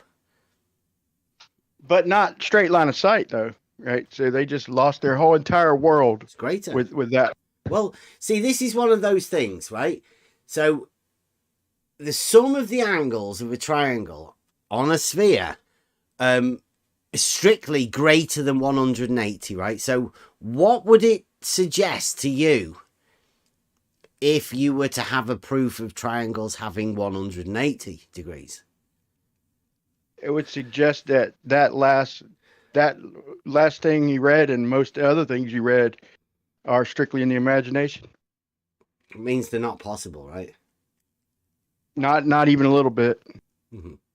So that would say that this geometry doesn't comport with reality that does have the 180 degree triangles provable. I hope Wally is listening and tries to find a way around that what you just said, because there's no way around it. That what you just said holds fast in reality. Period. And they need to show me some proofs if they're going to try and prove me wrong, and not get me to imagine something. Mm-hmm. Now this is the point where I have to point out the real globe, reality, the real globe equals reality, right? These proofs are good, right? the proofs of a triangle having 180 degrees fit perfectly within reality, the real globe. Yeah, they work on my globe. They work on my globe too, Yeah. as well. They work perfect on my globe. So really, I'm struggling as to wondering why these people like Wally and Blue Marble Science and all of that, why they have a problem with provable things in reality being on the real globe, right? It's almost as if they don't want their globe to be provable in reality. But everybody knows we live on a globe, right? We live globe, all of us, in reality. So why are they struggling with it? Thank you very much, Stefan. Helping They out got like their, Danny. I don't know. Their globe comes with too many assumptions and not enough proofs. No proofs. Well, there's no proofs. Yeah, none. They only exist on the real globe. The proofs, we have all of them. Every one of the proofs. Yeah, they even admit that. Mhm. No proofs. They say evidence, but no proof.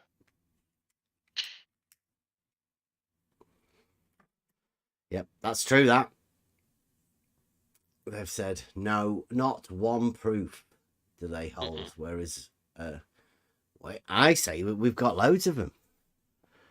There's proofs all over the place. And can you imagine a group of people thinking that there are no proofs in reality? Like all of those mathematical proofs, they don't apparently. Would you consider that a proof, Bev? So I could make this claim, like if you go out in the real world, we'll talk about the real world, and you measure. Yeah, so no, I started that off wrong. So we go out and we measure 3 points, and we're always going to measure 180 degrees No, between 3 points. That's in not reality. you've not formulated that. How can you measure 3 points? Can you formulate that? No, you can only measure one. Yeah, I see what you're saying. But is there a better way to formulate that, or is that a dead end? You measure the angles between 3 points. So from And to measure angle, you have to have lines between them. So you have to connect with straight lines. It is a requirement. And then you can measure angle. You have to have straight lines. It's a tough show, man. This is a tough show. It's strict, and it's down to the basics. if you Advanced simplicity, it's man. dead I like easy to sort out, right? If you say we've got 3 mountain tops, A, B, C, relate this to geometry, right? And we're going to go to each of these mountain tops, and we're going to measure an angle from the one of the other mountain tops to the other one, i.e. the angle from one to the other. So if we're stood at A, we're going to measure the angle from B to C. Then we're going to go over to C. We're going to go from A to B. And then we go to B, and we go from A to C. Right? Those 3 angles. Just like a triangle. Yeah, sure. And they'll add up to 180 every time. Absolutely, yes. Provable. Geometrically, 3 coplanar points. Always. Wait, what if the ground underneath is bending and undulating? It does. It wouldn't matter, right? You're on top of a mountain. It does all Yeah, that right. sort of stuff. Yeah. Doesn't matter what the Doesn't ground matter. underneath is. Doesn't matter what the ground underneath is doing. No. It could be curving, it could be up and Irrelevant. down, and it'd still be 180 between them points, right? Yeah.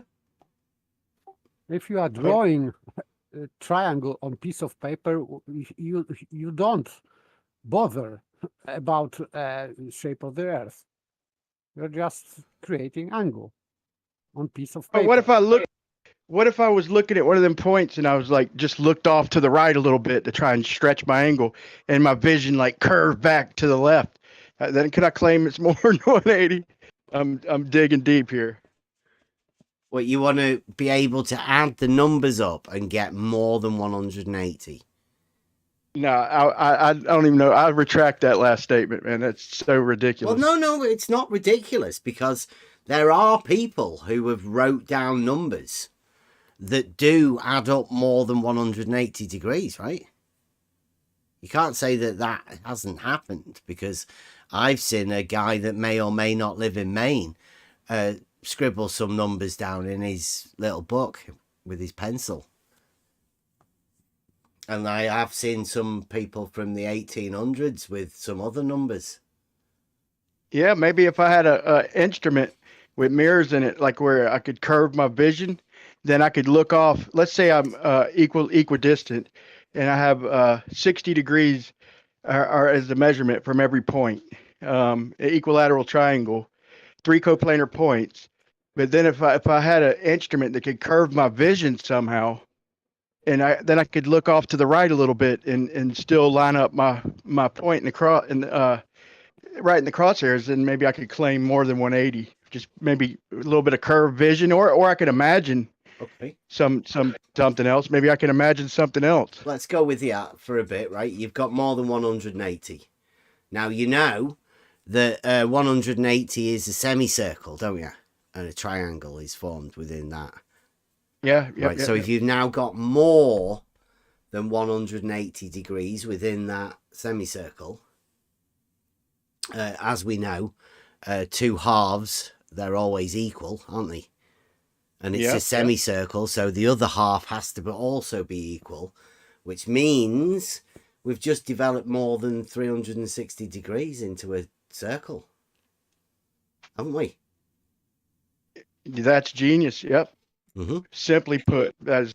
But it's okay. It's okay that Blue Marbles proved it, because the reciprocal zenith angles prove that vertical and horizontal aren't perpendicular, i.e. you've got more than 90 degrees in those two. We've already done it. These guys. Well, my question to Blue, what would that make pi then in that imagination? That'd make it like 4.2 or something, 4.1. I don't know whether Blue worked that one out. I think of like a pi is like for the circle, the ratio for the circle. So, I mean, basically it's like equivocating a square, which would be 4 if you wanted to, if you wanted to think of it like that. It's not how it works, but you say you could take the diameter of a square, like if it's 2, and then you're going to have, then it's going to the perimeter is going to be 8. So basically the square would be 4, as pi would be 3.14. So if it's more than 360, I can't think of any kind of ratio in real world to even make sense of that. Yeah, can we have a check? Would that be helping Bob and Brenda? Adding more angles to the circle. What would be the kind of paper? I don't know. I've already got smoke coming out of my ears just thinking about this Shorter stuff. than a straight line?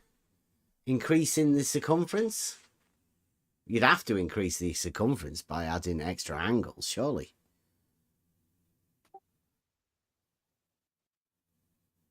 It's a conundrum. See? That's how fresh this mathematical geometry is. They should have had us thinking about this for a bit, Think tank. And by the way, the solution for a triangle having more than 180 degrees is to bend diameter, because we can create a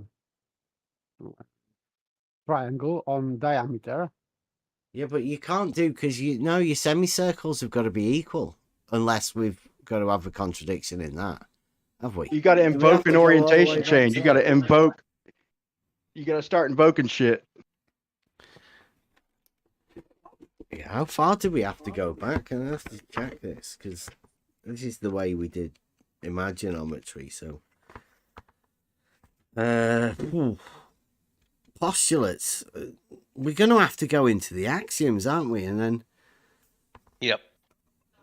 But then how far? Well, I can put it like this. What he's just saying, so I could maybe simplify it where you ain't got to go back. So in other words, if I take and I measure 2 points, then I go to the other point and measure the other 2 points. So from each point of the 3 points, I measure the angle between the other two. Now, if I invoke an orientation change, if I tune out with the horizontal being level and invoke it, not measure it, but invoke it, then I could start doing things on paper. Invoke it.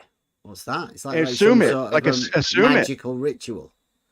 Yeah, they just like insert it as a given.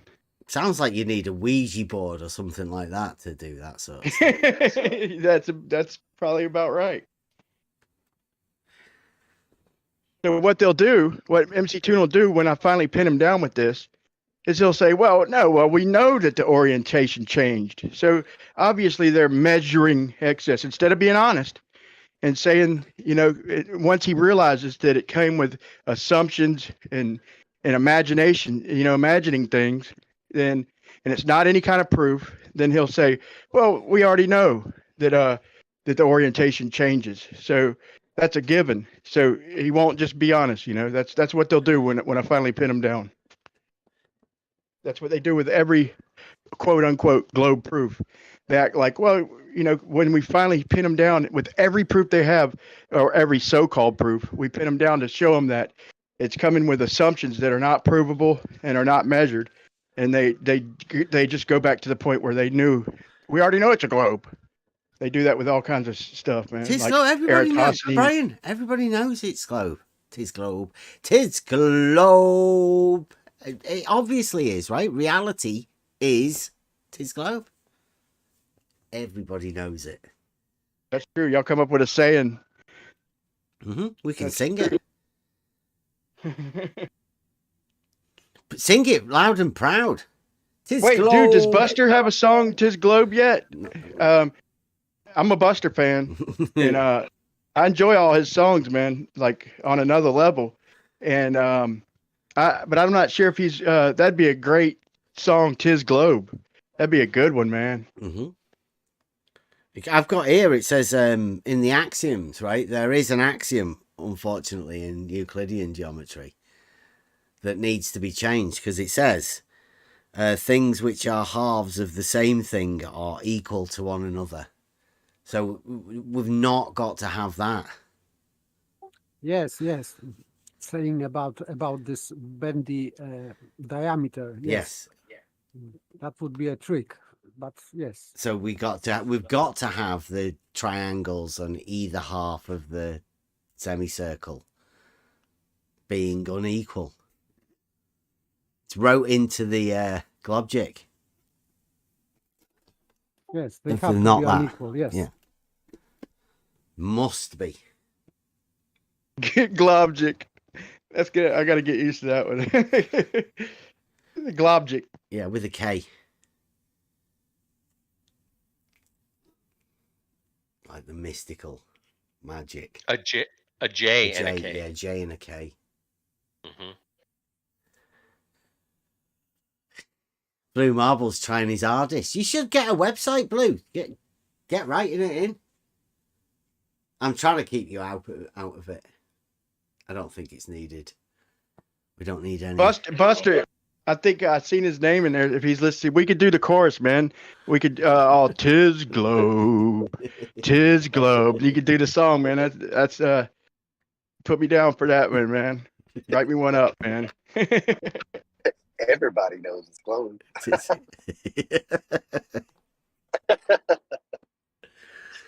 I'll think about it.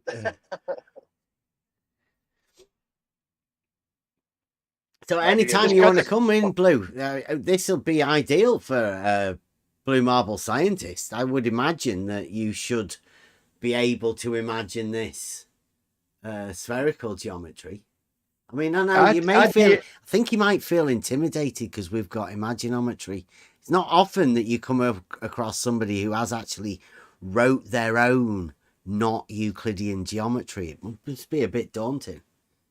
Bev, I DM'd him last week, and because I was trying to get him to come in. Oh no, that was a different server. He said he was muted. I think he's talking about Earth Awakenings. I don't think he was talking about this server, but so I retract. Yeah, I've heard he's going back over there, hasn't he? Well, he was listening, but I don't think he had. I don't think there was any mods around. It was pretty late, and I don't think there's any mods around. But maybe they do have him muted. But it's probably they have everybody muted until you check in or something. But he is. I've heard him here, so he's capable of coming in and speaking up, right?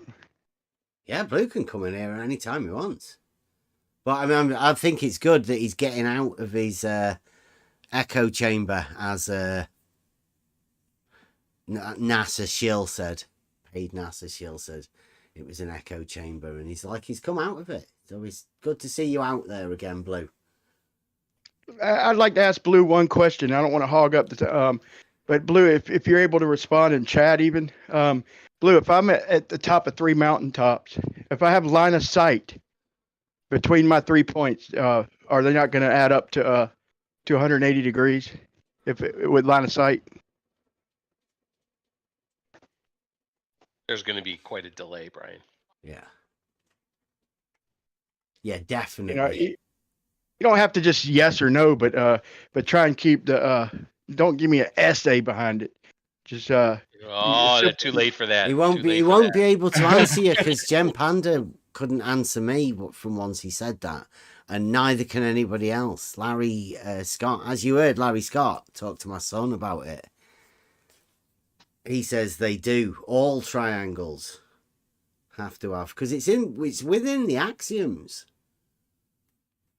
Go back Which is to what it. Mobius just said in the chat, live chat, the YouTube chat. It says it here. Like, you're asking him, can he have 180 degrees? And what have we got? We've got Stefan. Well, I don't think he's seen my toothpicks yet. So, I mean, I think the obvious answer is yes. You're going to measure. Like, if we're measuring and adding up these angles, then of course they're going to add up to 180. No. I'm curious to his answer. No, Brian, look at Blue Marble. I don't know whether have you ever seen the 5 laws of globe from Rumpus and Blue Marble Science? I'm rusty. If I have, What? It's familiar. You've never heard of the 5 laws? I would love to. I would love to. I think I have, but I'm rusty. Well, it says in there, right, that some of the angles in a triangle on a sphere have to sum to more than 180 degrees. And if you've never seen the 5 laws of globe, then basically Blue Marble and Rumpus say that all of the lines on the sphere have changing elevations like LIGO. Yeah, that's funny though, because I have Rumpus in a clip saying over and over that line of sight's always going to give you 180, and him telling me that man, you actually taught me something today. Like, I actually learned something. He's talking to Zanuck. It took me a while, about 2 hours, but I finally laid it out and diagrammed it enough where they had to agree that line of sight was 180, and so Rumpus agreed that line of sight. Well, Rumpus may have agreed, but Blue just answered you in the YouTube chat. He says, no, they won't, Brian, because the verticals are not parallel. Yeah, he thinks there's this thing. I've seen Stark Hodder do this, right? They think that because they have a triangle, and for some reason verticals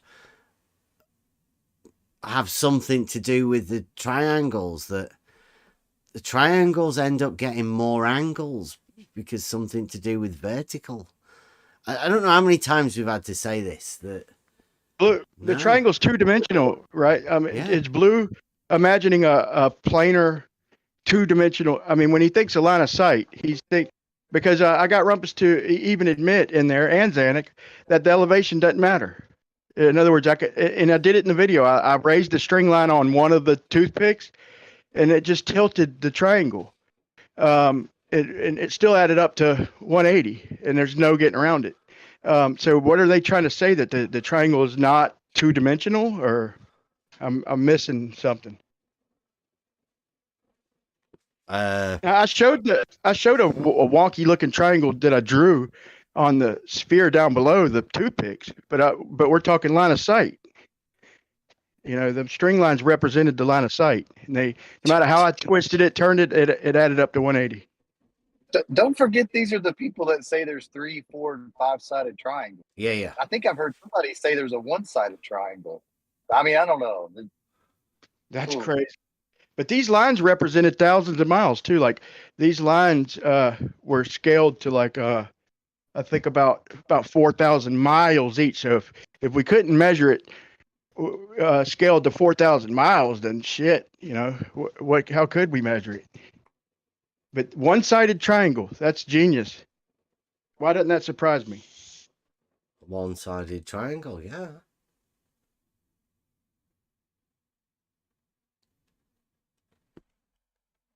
Yeah, they've got loads of different triangles. Once you explode your logic, I'm looking for the blue marble and 5 laws of globe. See if I can find it for you. Go over it.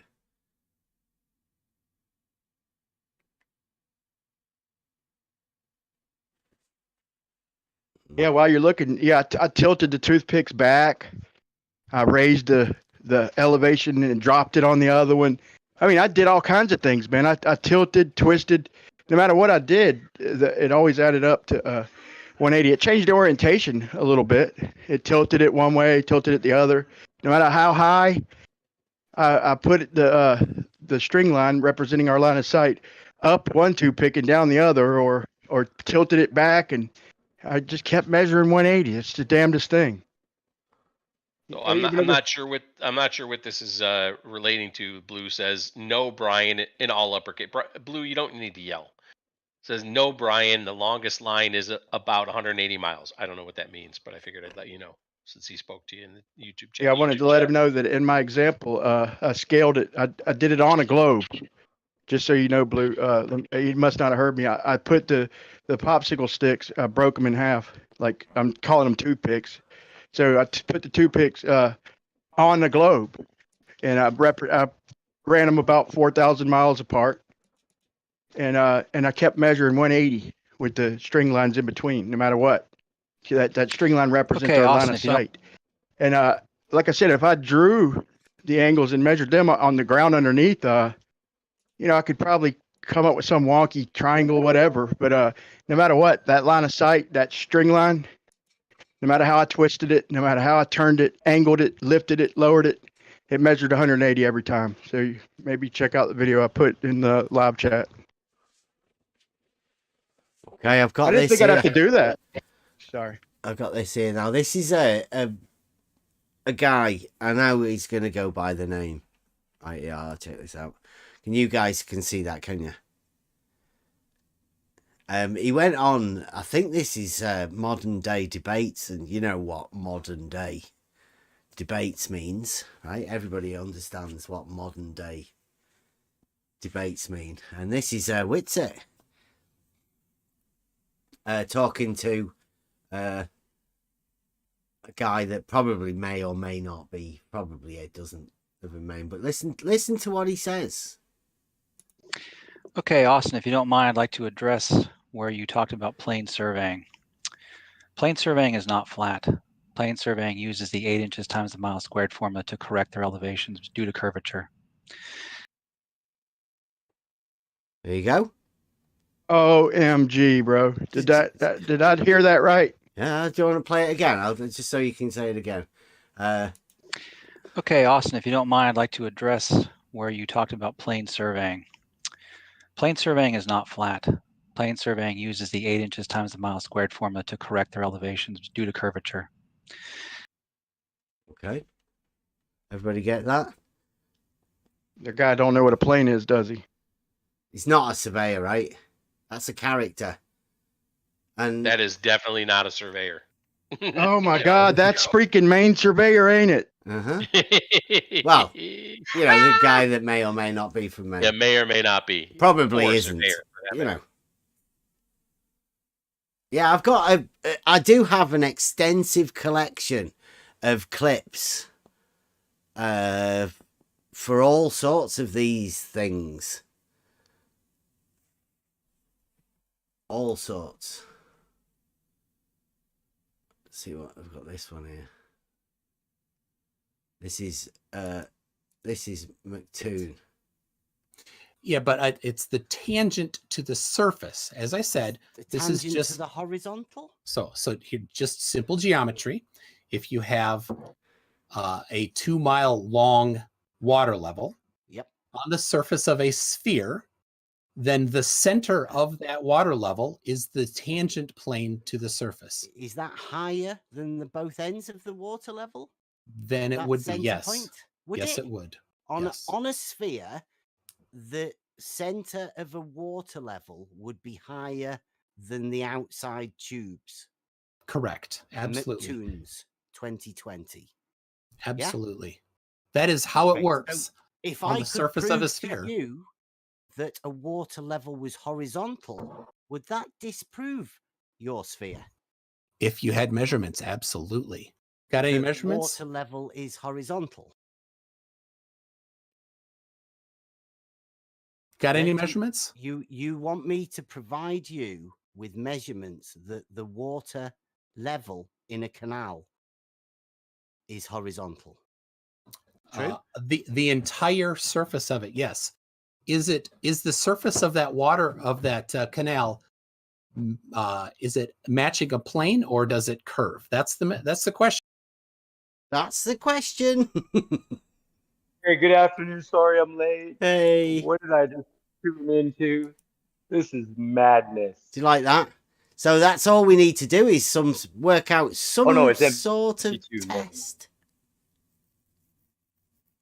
Either that or triangles, because I think Gauss said you could prove the surface that you're on by measuring the angles of a triangle. I'm not so sure he said it exactly like that. Like the main way I calibrate my auto level or check it basically is using like a calm body of water. I don't even know what to say, man. I don't even know what to say to that. Ridiculous. Higher in the center. Yeah, I just wanted to say, hey, Brian, even a calm lake is not at rest. The trouble is, we know the water shouldn't be. Sure. But I'll That's say all. this, once again, they're trying to say, like, maybe they're trying to bend my line of sight, because if I look and I measure 4 foot at one fairly calm lake, then I pivot my auto level, I'm gonna measure 4 foot pretty much everywhere on that lake. So I guess they're bending my line of sight again, like they are with the triangles. I don't know. Yeah, most likely.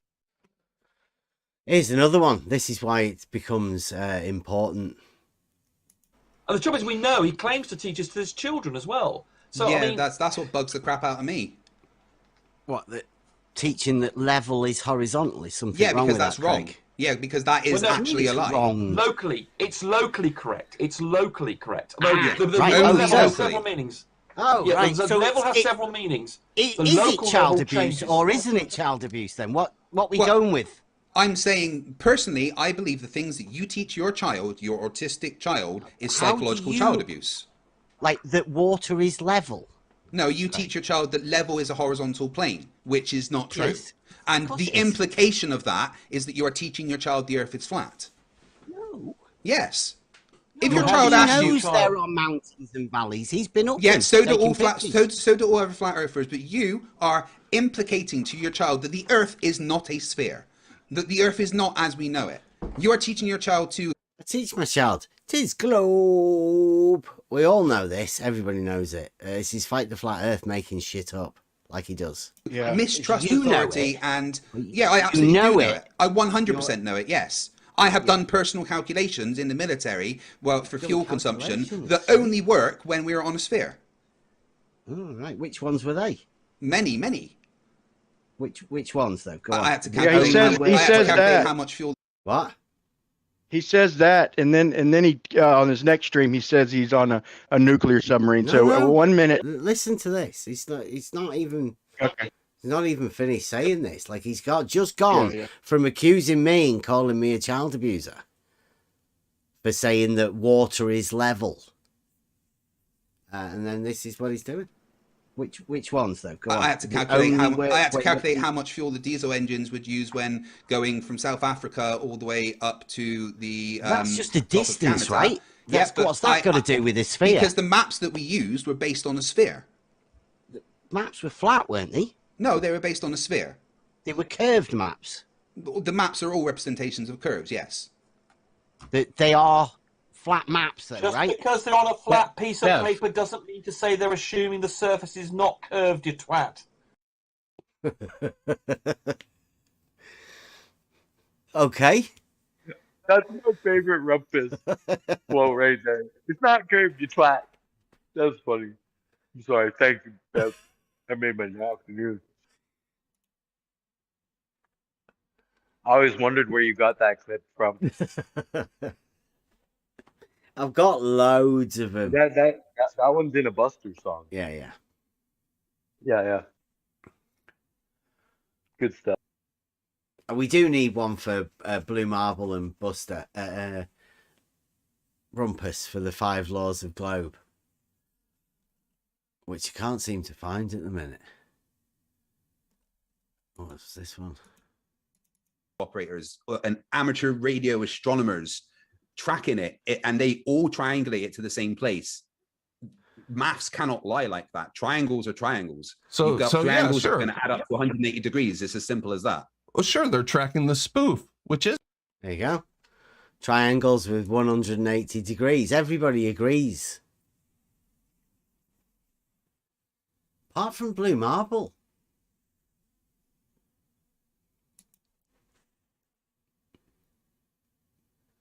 Blue Marble's made videos about triangles having more than 180 degrees. Fancy doing that.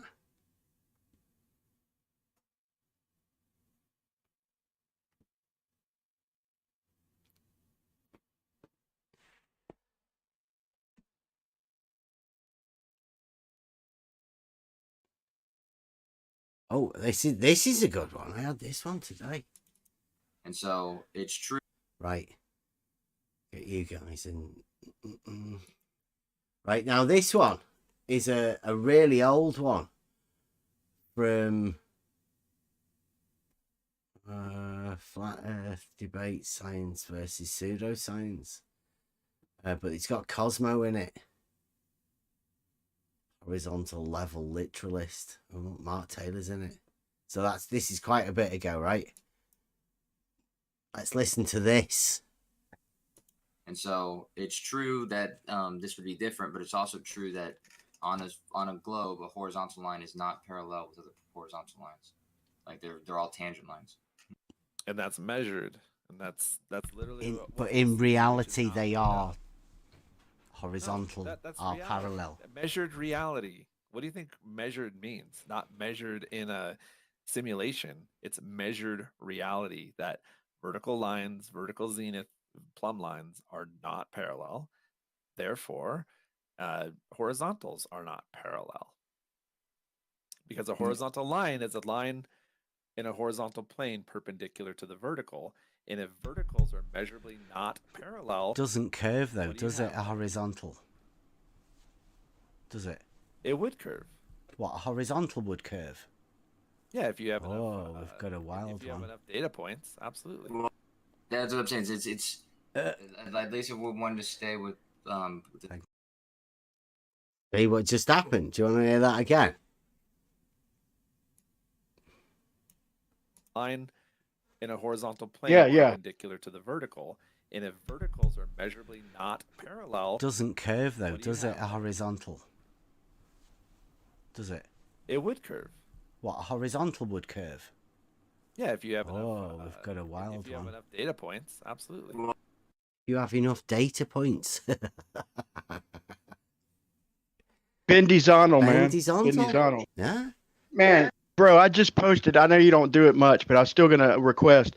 I just posted a video in live chat, man. If you get around to it, man, it's Rumpus and Zanuck talking about the 180 degrees.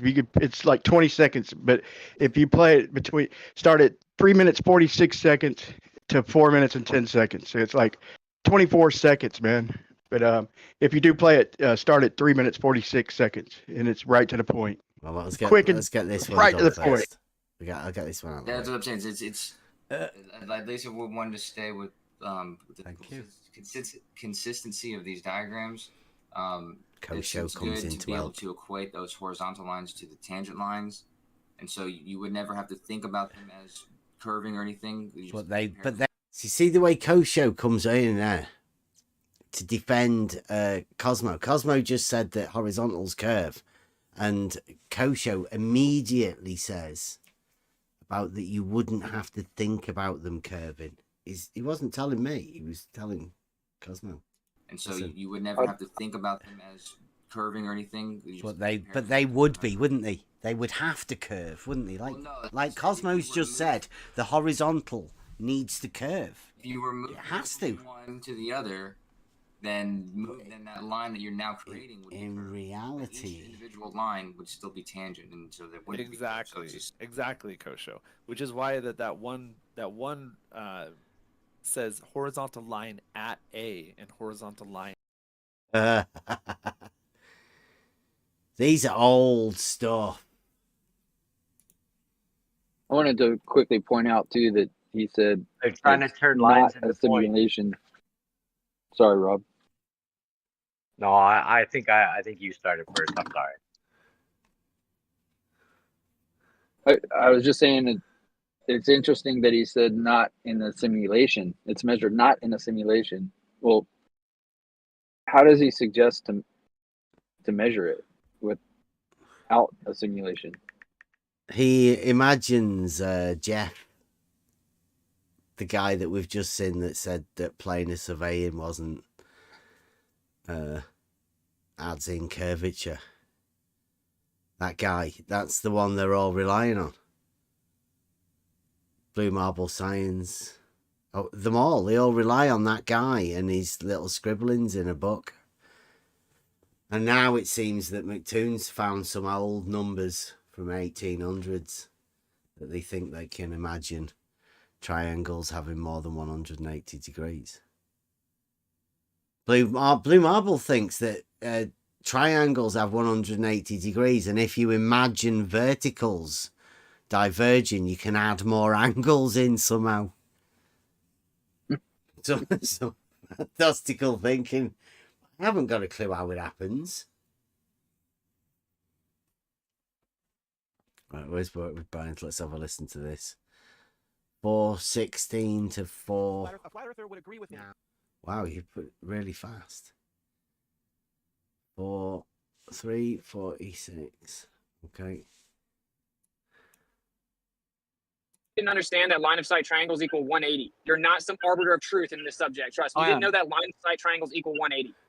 No, they don't. That's the point. No, yeah, Sanic, if you have three straight lines forming this triangle, even if they're different altitudes, it doesn't matter. If there's three straight lines between the points, then that must form 180 degrees. I don't think it's necessarily... The beginning of that video has Brenda arguing. The whole video is pretty funny for anybody who wants to go check it out later. That's right. So that's the beginning of the video has where you had Brenda arguing for a flat earth.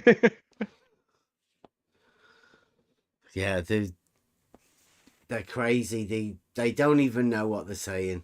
And catching them out in a contradiction, if it hasn't been done 100 times already, once it gets old, like sometimes when you go into this and you start asking questions and you start hearing some stupid shit, you take a screenshot of it. You think it's amazing. You want to show everyone.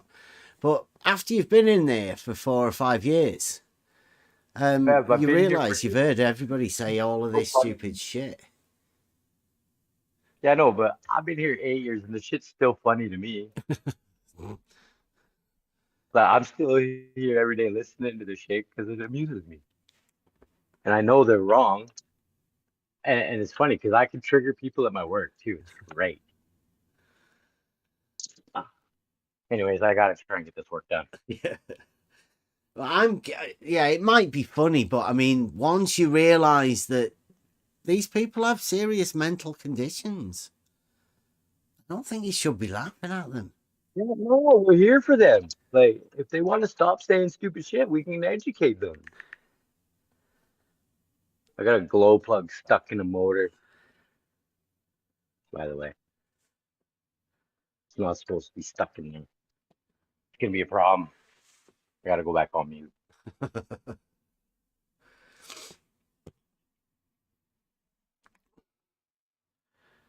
Yeah, I'm gonna have to go over the, like, I was thinking when I start this stuff up for myself, I'm gonna have to go over all of these little things, put them all together.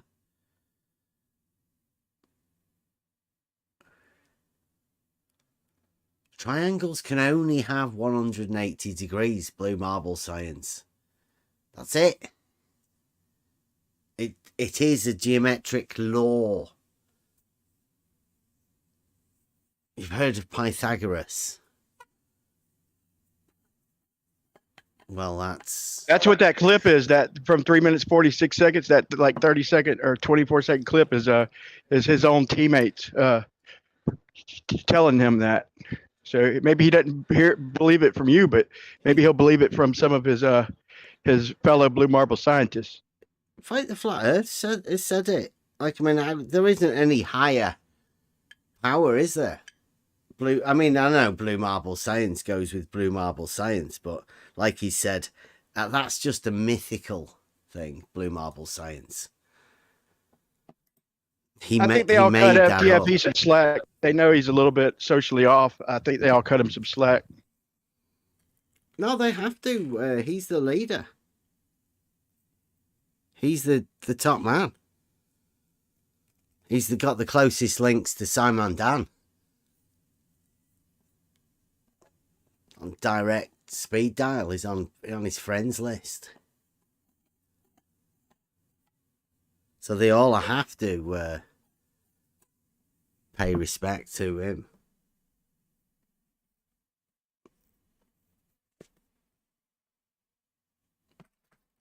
Good to see you out, Blue. And yeah, McToon as well. McToon's got his website where they all get their facts from. McToon's has even wrote his own laws of Flirt for all of his flirts. I think they all have to have different characters as well to bolster, to make it look like there's a few more of them.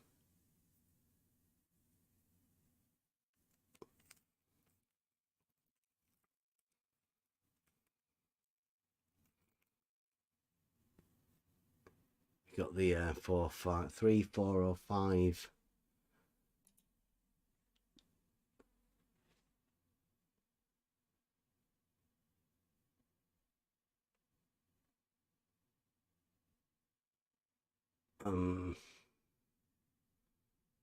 Have you heard Brenda? What Brenda thought of Charles of Euclid?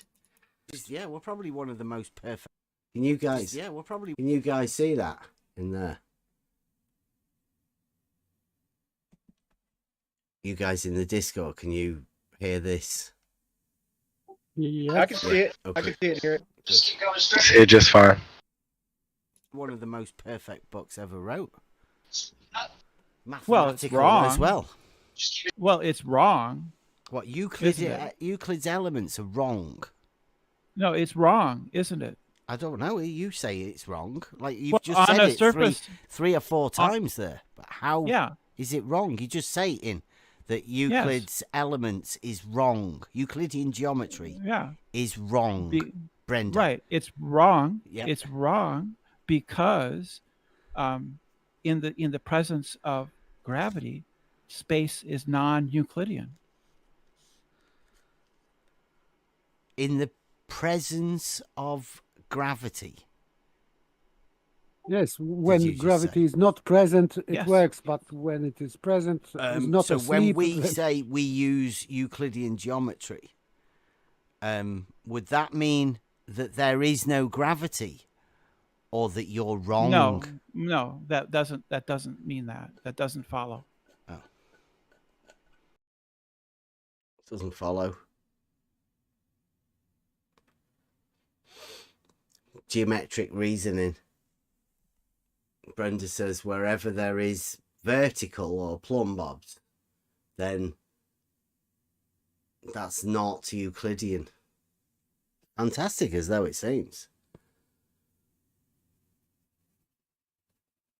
I think the blue marble scientists must have had their little groups together and have these chats, because I've never been informed about any of this sort of stuff.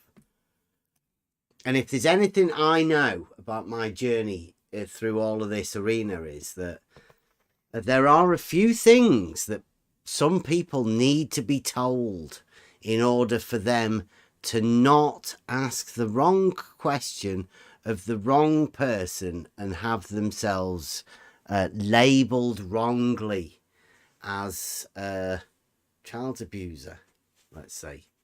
I mean, who wants to be labelled like that? So we need to get this sorted, exactly what's going on here. All of these seeming to be contradictions, we need to inform people as to what they should say and what they shouldn't say, and who they should say it to, and how they should react accordingly when somebody says something to them within this arena. I think that's my mission, really. I feel it as a public service. I think I should be performing for people to come into this arena. And obviously to have communication. Blue Marble says he makes typos.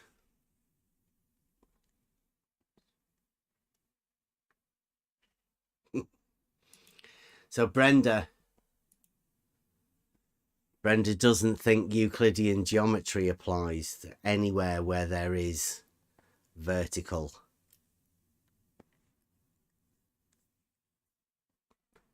The very fact that you mention a straight line to Brenda implies that you can't use Euclidean geometry. Like we said earlier, Euclidean geometry has parallel straight lines, and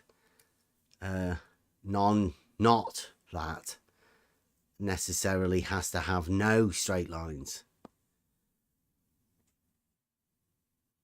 Are you with us on this? This is a pretty Brenda-like violation of the law of identity, isn't it? Anywhere that you see a straight line, you can automatically know that straight lines can't exist.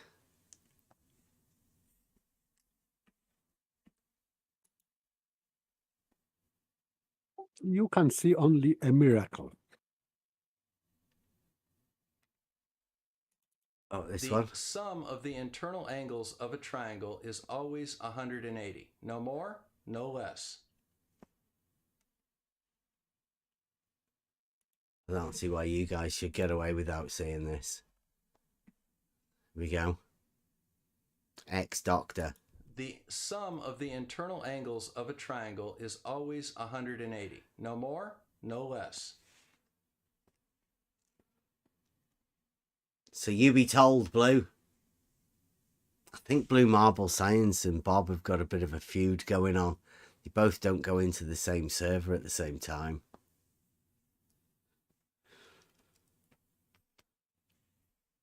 Just something I might have noticed. I'm probably wrong. Could just be a coincidence, but it seems that Blue Marble coming back to Geos has pushed Bob out.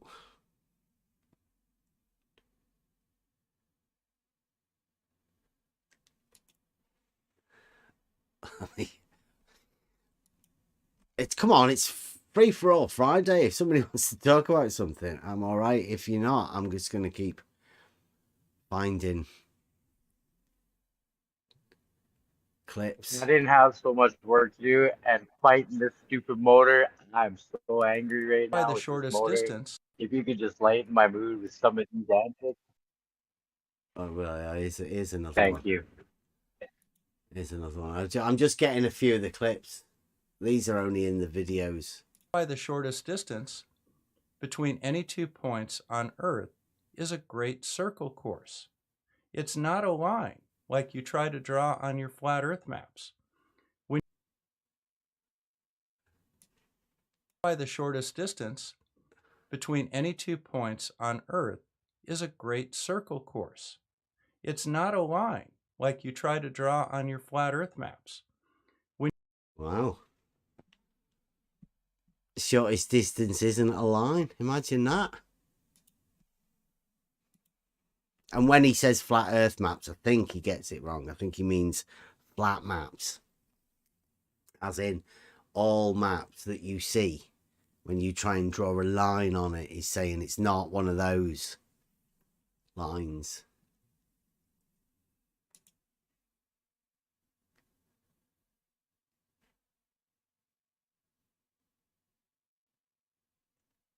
I've got one here called Blue Balls. Do you want to? I don't know what it'd be like. Want to hear that?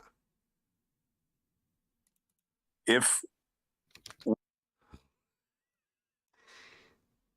it's got SE in it as well. Check it out. There we go. If we just shown that your torsion bar has not eliminated a certain variable, a very important one, doesn't that throw your whole experiment, like, I hate to say because you put a lot of work in it, doesn't that throw that out the window? Not a bit. It had no effect on the accuracy of the measurement of gravitational constant. Well, how is that possible? We just shown that at an earthquake. That type of motion is not the motion we're measuring, SE. Yeah, but the torsion bar you just said yourself got affected. Wait, it wiggled up and down as far as I remember, not left to right. Yeah, it's the opposite. That's the wrong direction. We're measuring the torque in the wire, the twist in it, not the forward and backward swinging of the torsion balance. But it did affect the torsion balance itself, right? That thing, the main thing that is supposed to be, independent of everything, right? It does not affect the amount of deflection of the torsion balance. It only caused the laser to bobble up and down, because the entire thing was swinging like a gravity pendulum. That's what causes that. Actually, it didn't affect the torsion balance. It affected the room, not the torsion balance. I didn't understand. The torsion balance is the room was moving, not the balance. See, this is Chaiki coming in here. But I mean, if you want to, that's how seismograph works. You have a heavy weight that doesn't move because it has inertia, and everything around it moves. Right. Blue, I think you need to have a talk with him there. He just ruined your whole experiment. Did not. See, your inability to understand the experiment is not my problem.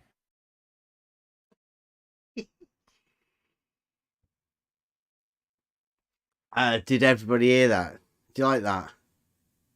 I hope you enjoyed that, Blue. Did you hear that? Strangely enough, Blue Marble and his dangling ball thing, seismometer, he packed it up, sent it away somewhere. I don't know where it is. Put it in the basement somewhere. He just dismantled it. Stop using it. Your inability to understand the experiment is no excuse there, SE. I miss Sugar Cookie, man. Sugar Karen does it perfect. Did you hear what Chaiki said, though?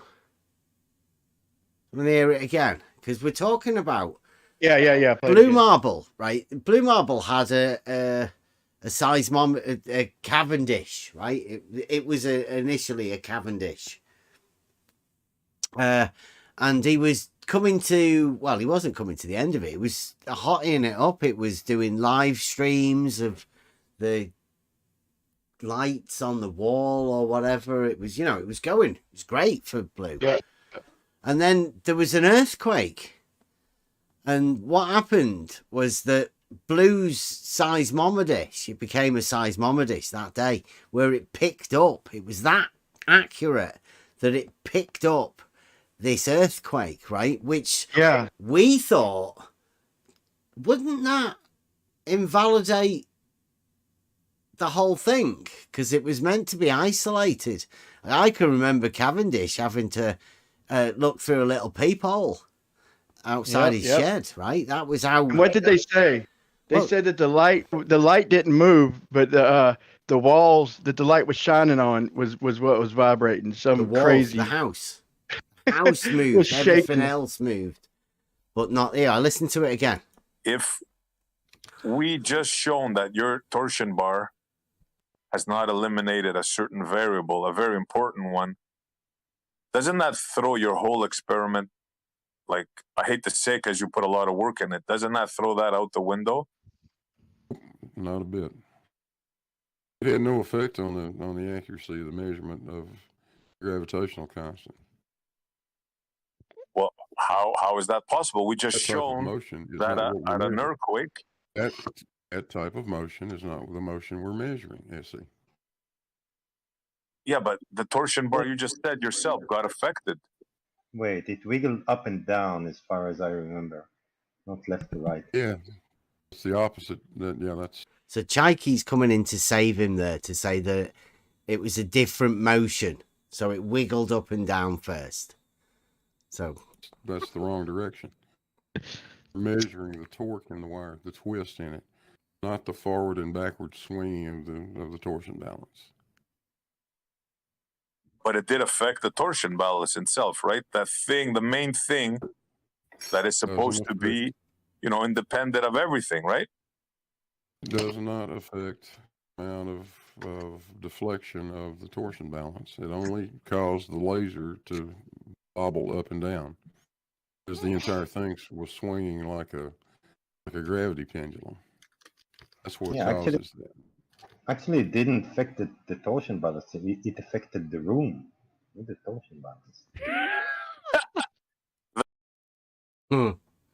You can see that we all initially thought that was ridiculous, that it was the room that moved.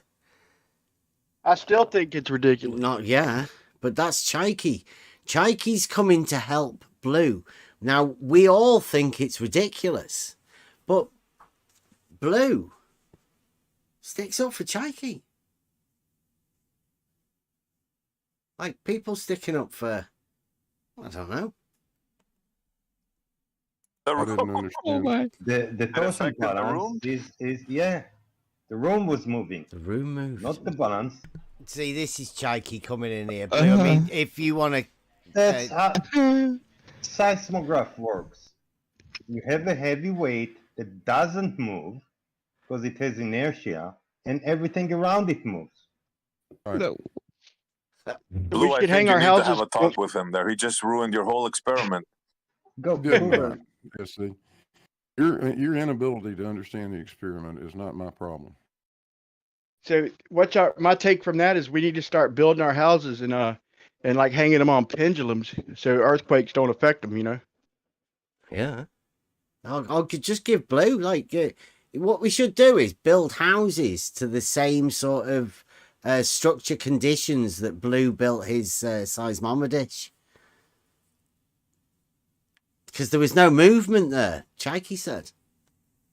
And I was right, yeah. Blue has confirmed that that was the very last time that thing got used. He had to dismantle it. Probably just a complete coincidence that happened and that was the last time that Blue ever used it. Probably just a coincidence. Nothing to do with the fact that Chaiki said that, or the fact that, he measured an earthquake, which probably would have invalidated the whole thing. Because it is meant to be isolated, which in the end, Chaiki did say it was isolated and the room moved. It was that well isolated that everything else moved other than...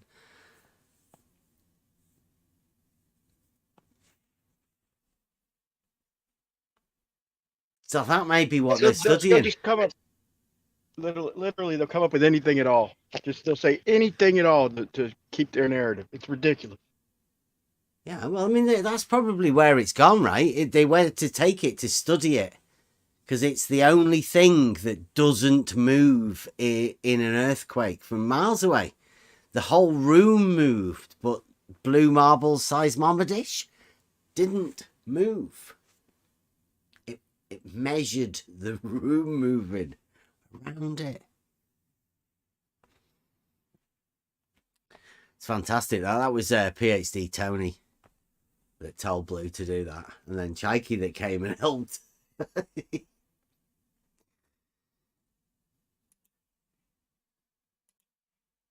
He's a big player over there, is Chaiki.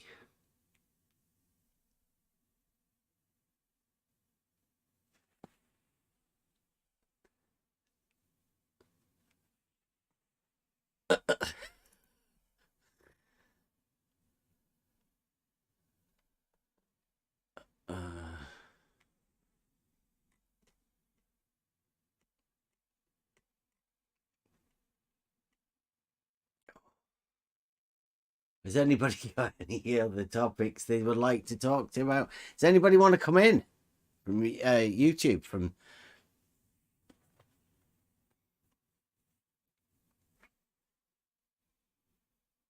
no?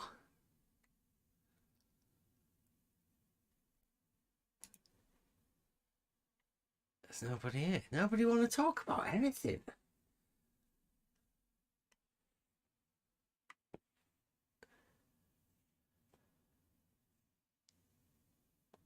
Yeah, that's it. Exactly, Blue. Everything but your seismometer. I believe you. I believe you. Chaiki, with Chaiki saying it, how could you not believe you? If an earthquake happens, everything moves bar Blue Marble Science's seismometer. It's that well isolated. That was one of the things that you had to do with the original Cavendish. It had to be that well isolated, and Blue Marbles continued that tradition. Obviously, pay homage to you, Blue. That's what we were saying. I mean, that's not just any ordinary seismometer. It's not just any ordinary Cavendish. It's a seismometer. It's the seismometer.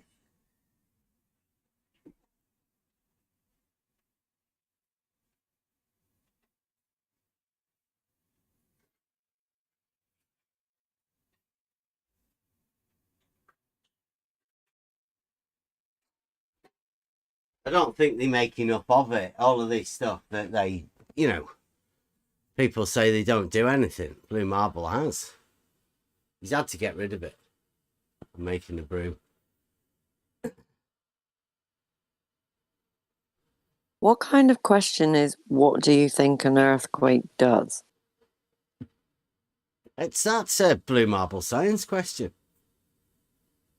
The correct answer is, it moves everything bar the seismometer. That's correct, isn't it, Blue? Can anybody else want to have a go at answering that? I think you could answer it better than me. The question from Blue Marble is, what do you think an earthquake does? I left off the Bev bit. It's a bit specific for me, but if anybody else would like to hazard a guess.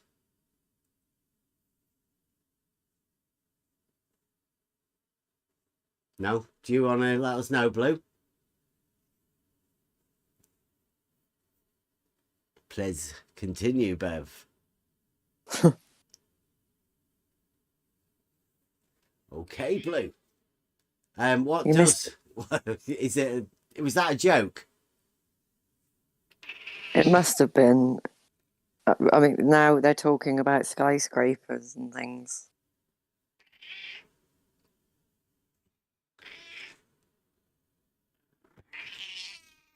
Wow. I don't know much about earthquakes, to be honest. I don't think it's a good Living discussion in the UK. topic. Yeah. We're not... I've never really done that. And me myself, I have never built a seismometer dish to be able to measure an earthquake. I don't think I've got a big enough garage. We live in the UK. We don't have these huge mansions.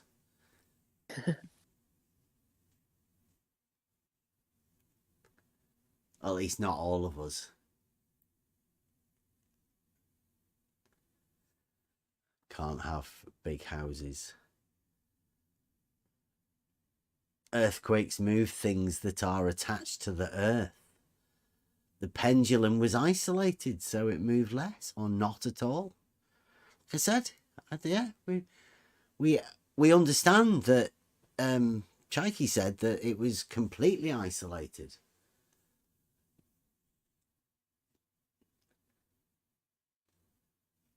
Always willing to learn, though.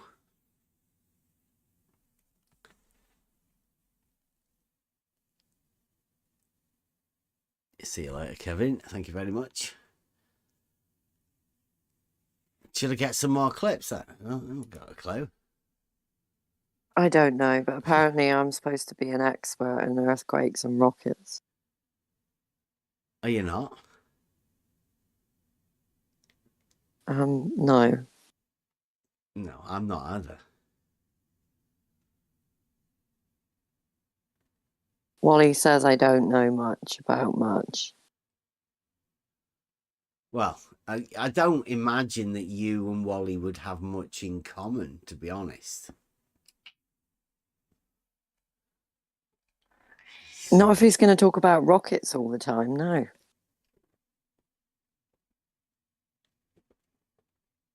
He does. So, probably.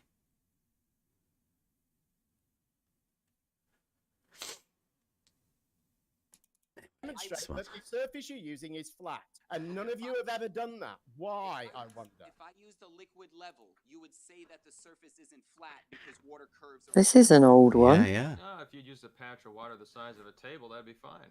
Okay, so... And a long level, a level the size of the table, that would be sufficient. Okay. Wait, so you're saying if I took a 6-foot level and put it on a table, that level and table are perfectly straight lines?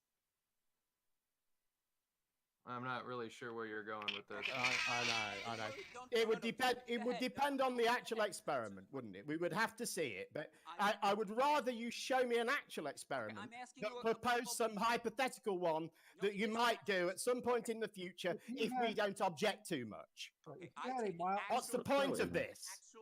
Are you proposing some Objection on the table. Go ahead. Right. If you had a mile-long level that was perfectly flat, straight, and laid it on water, one side making contact with the water, the other side would be 8 inches above the water. Okay? Now, if you want to know, that's what's impossible. He's in the middle of an objection. There you go. Zanuck. 8-inch drop. He's gone for the drop. I think Blue went for the slope. As many other people have gone for the drop. Rumpus, that's what Rumpus is meant to be doing. He's meant to be measuring the drop. Blue Marble went for the hump. The 90-foot hump. So we do have contradictions, but that's built into the logic, obviously. The law of contradiction. I think they know that as well with each other.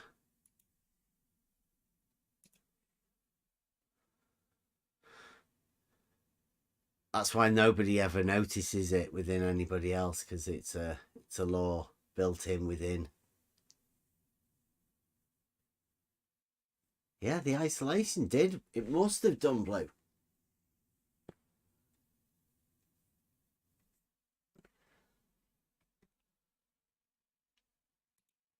Must have been completely isolated.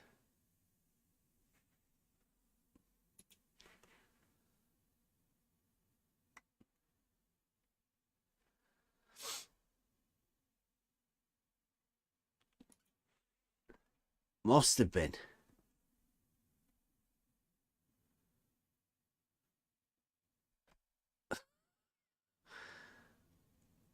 I've got loads of these. There's a blue marble as science and the internal vertical tangent plane. Remember that one? Good. Blue's horizontal chord tangent plane.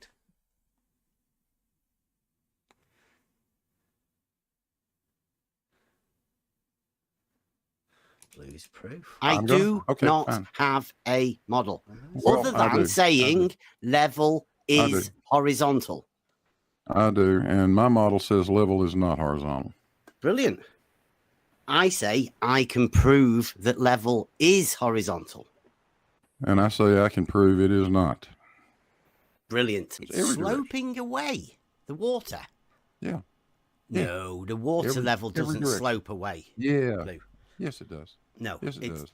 It's level. That's what level is. But it does. No slope. That's right. That's exactly right. We know it how is water level. We flows. agree with that. It is level. Yeah, water it's flows. All the same. Doesn't it? Potential. Down. It's all at the same potential. Water wouldn't slope away. All the elevations will be the same, but they're dropping away from that horizontal that is perpendicular to the surface normal at the point you put your auto level. That's just the way it is. It's just the way it is. It starts off with a slope, but Blue Marble is the guy who went with the 90-foot hump.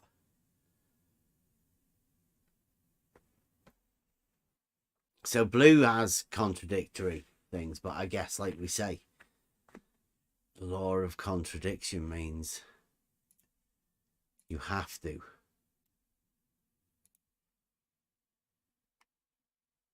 It is incorporated in this model, so don't expect anything else. One called Bendy's Uncle Bob, the bendy straight line guy. Bending straight lines. Brenda. I've got loads of these videos. I'm going to have to go over. I've been saving all sorts of clips to go over all of these videos.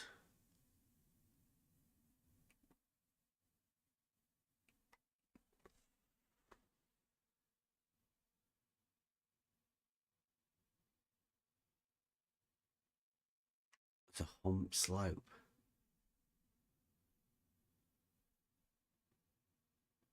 Can Wally find a proof of that videos?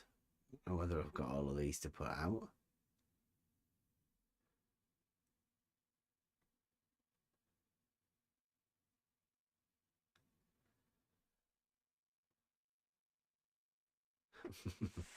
One called Elenchus with root hip.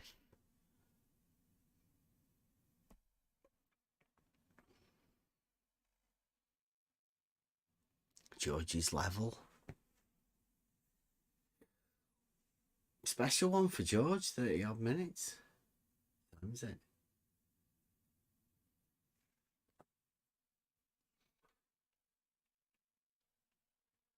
Oh, you know, if you play that, Blue's going to go mad. I know, we're saving that for, we're going to do a George special.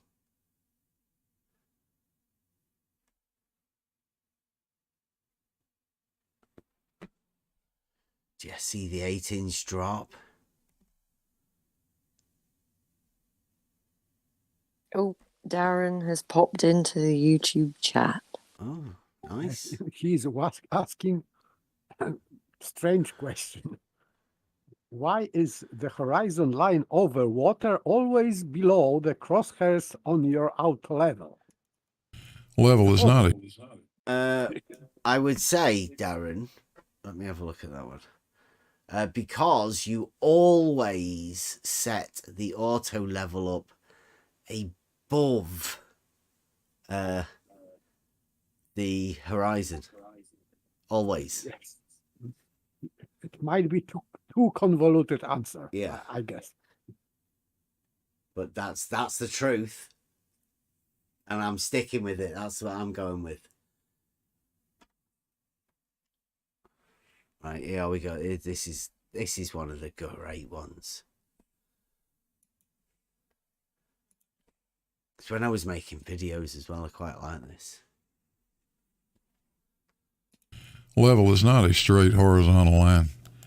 Let's see. Let's take a look at that. I did not say that the level is not horizontal. This is what Jesse did. And bam. He took a point over here on the left-hand side of the screen. He took a point at the start of that causeway, and he took an end point over on the right-hand end of the screen, that yellow dot. And bam. And he drew the chord line between those 2 points. I nailed that. The ellipsoid is this green line that my cursor's tracing right now, right? And the causeway is this dotted red line up here. Now that green chord line is what you could call a horizontal if you wanted to. Level is this curved on the level green line of the ellipsoid, or the red line that I say is the actual causeway elevation. I did not say that the level is not horizontal. And the difference between those two is your GPS elevation. That's what GPS would be telling you. Oh, yeah, it's measurable. What Jesse is trying to measure is the elevation above the tangent plane. Oh, yeah, it's measurable. That would be that chord line up to the causeway. I nailed that. So hopefully that makes some sense, because nothing those guys said made any sense.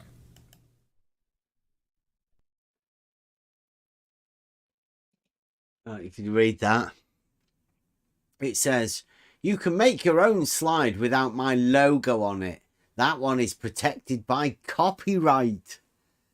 And as I just told Bev, if you continue to using it, I'll file a copyright strike. You're free to use a video clip where I correctly describe the chord, but you are using the slide for pure harassment and going to stop. Got it, pumpkin? That's a message from Blue Marble Science about this. Come on, Blue, bro. Please, Blue, don't stoop so low as freaking Bob and them, dude. You got his to be logo. joking, bro. It's protecting his logo. You should be proud of your fucking logo, Blue. The Blue Marble Science, yeah, he's copyrighted it. It's copyrighted, he says. It's copyrighted.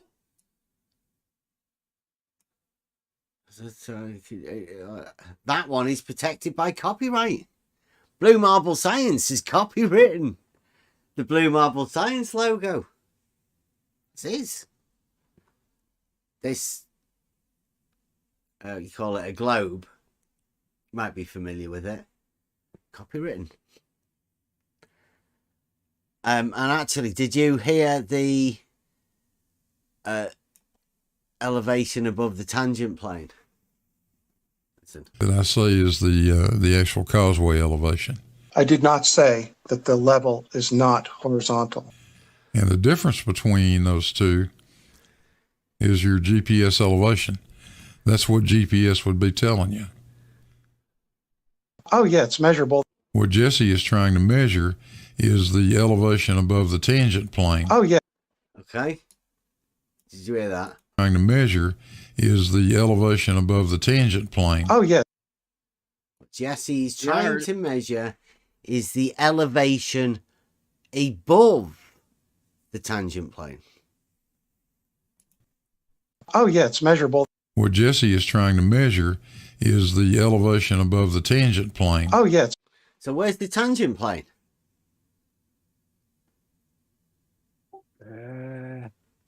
Inside?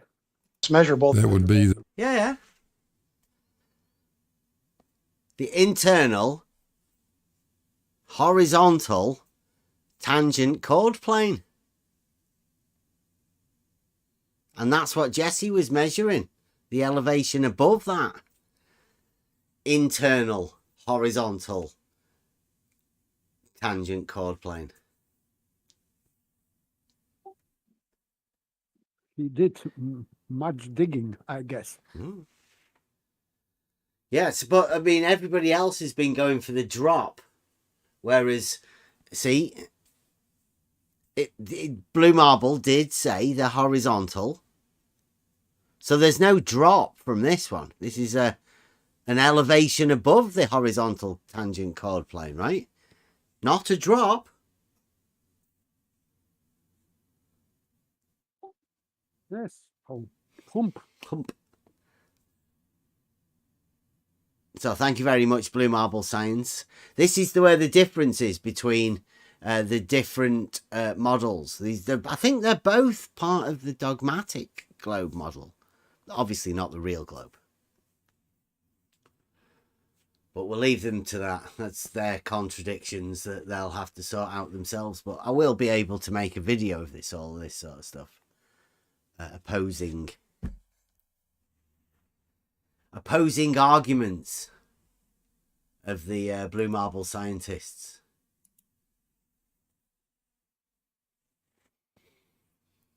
Is Darren? Yes. Now Darren is obsessed about Blackpool Tower. Seems. Yeah, I did that. Replaced Chaiki. I think Darren, if Darren wants a response, Darren, let me just say this: the way when we did lasers and they said they were bending, and they demonstrated it by using sugar water, and I guess you'd agree that the light bends downward, making things appear. So look at the Mick West's sugar water experiment, and pretend that green light is the crosshairs. And look at this background, and look at the city in the background. So the way you describe refraction, the way you describe it working, which just for this sake, I have no reason to doubt it. But so pretend the laser's the crosshairs, and just add the sugar water, and voila! All of a sudden, your crosshairs are halfway up the building. By the way, y'all describe refraction, but under y'all's description, we get crosshairs halfway up buildings. So I don't know why you'd even ask that question in your paradigm. Is there any way for you to be able to check that instrument? I'd never measure that. I mean, that's ridiculous to even think that's any kind of measurement at all. Something that far, it's ridiculous. Could you check whether it was set up correctly? I was thinking about doing it myself, man.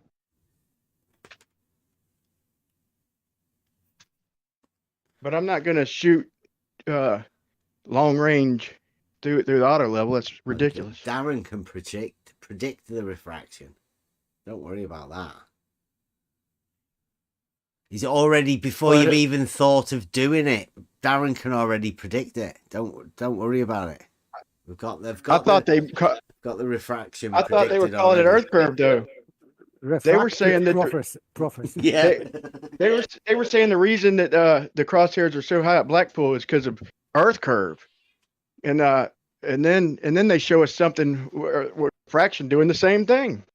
So which is it? Is it refraction or Earth curve? They can't get their story straight. Have you ever discussed anything about this Blackpool thing? Because I haven't. I've never bothered talking about it, so I'm guessing that there's a lot of people that have all sorts of discussed all sorts of other things, right? And strangely enough, nobody's ever asked me. Nobody even really ever asked us why we went there to go and do what we did. Isn't that weird? Yeah, a lot of people have discussed the actual picture and what fantastic effects that they all imagine that's going to happen within the optics. Well, they might have picked up on the fact that you couldn't even read the story pole over the distance of the short distance you went, much less beyond that. I think, the point is showing that you can't do measurements that far because you can't even read the measure. You can't even read it. Yeah.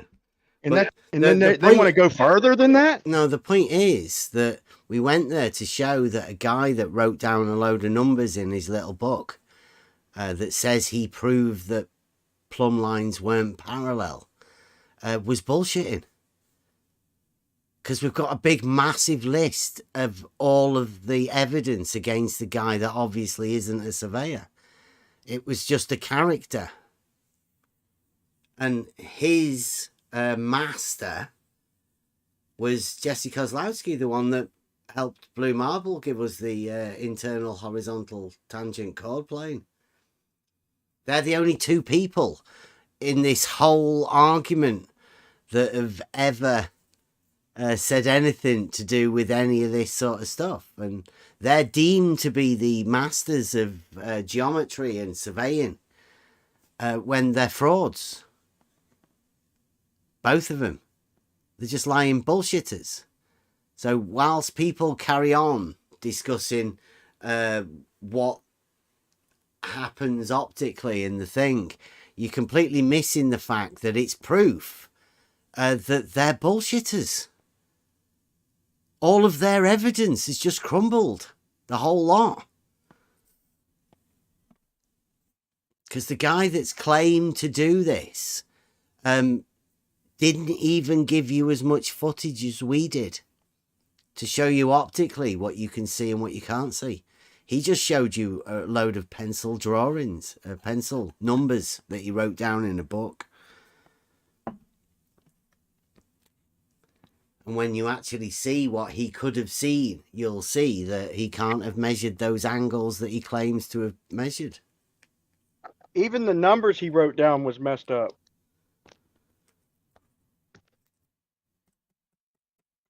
Well, obviously, the numbers that he wrote down were just random numbers that he wrote down because he didn't measure them.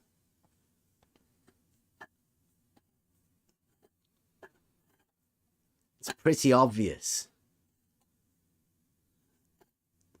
He gave everybody the impression that surveyors do this sort of shit. They don't. They're not magicians. The only magicians are the guys that have convinced you that they can do impossible things. You've got Jesse Kozlowski that's done a Jesse Kozlowski. You've got the guy that may or may not probably doesn't live in Maine. And you've got Larry and George, God rest his soul. Who else is there?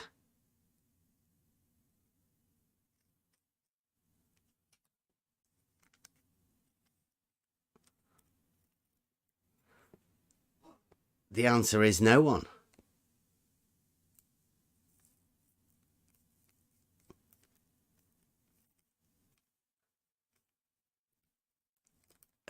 Pictures that show curvature. Yes, Blue. Of course.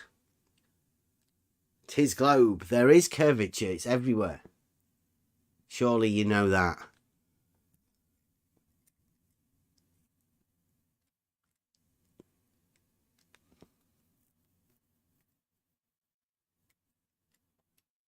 Somebody says it's measurable. Well,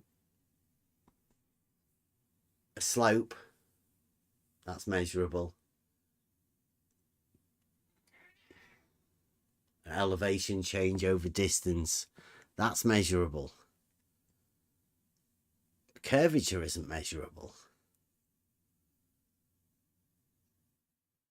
You can only measure a distance. It's a straight line. Straight lines don't curve. So I guess for every mile, like say the curve laid out, for every mile, what I thought was slope, let's say it's sloping 5 feet every mile, but I got to subtract 8 inches from that. So really I was breaking code doing the minimum because I was 8 inches short on my, I forgot about the earth curve. So I don't have as much slope as I thought I did. Wonder why I couldn't measure it. You can only measure what's there, and you can only measure straight line distances, normally horizontally or vertically. Or you'd reduce your measurements down to those. So we don't need to go make corrections or tell everybody to start deducting for Earth curve in any of the grades, right? We're safe keeping on doing it how we've always did it. Can you define Earth curve for us, since you've just mentioned it? Yeah, the curvature of people's eyeballs, making them think that it's the ground.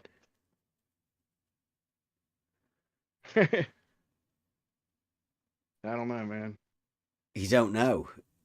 Earth curve is the curvature in everybody's heads when they picture a planet, maybe. When you picture the Earth, like what they showed us growing up, Universal Studios, and they showed us planet, and so I guess Earth curve would be the surface of them imaginary images in our head.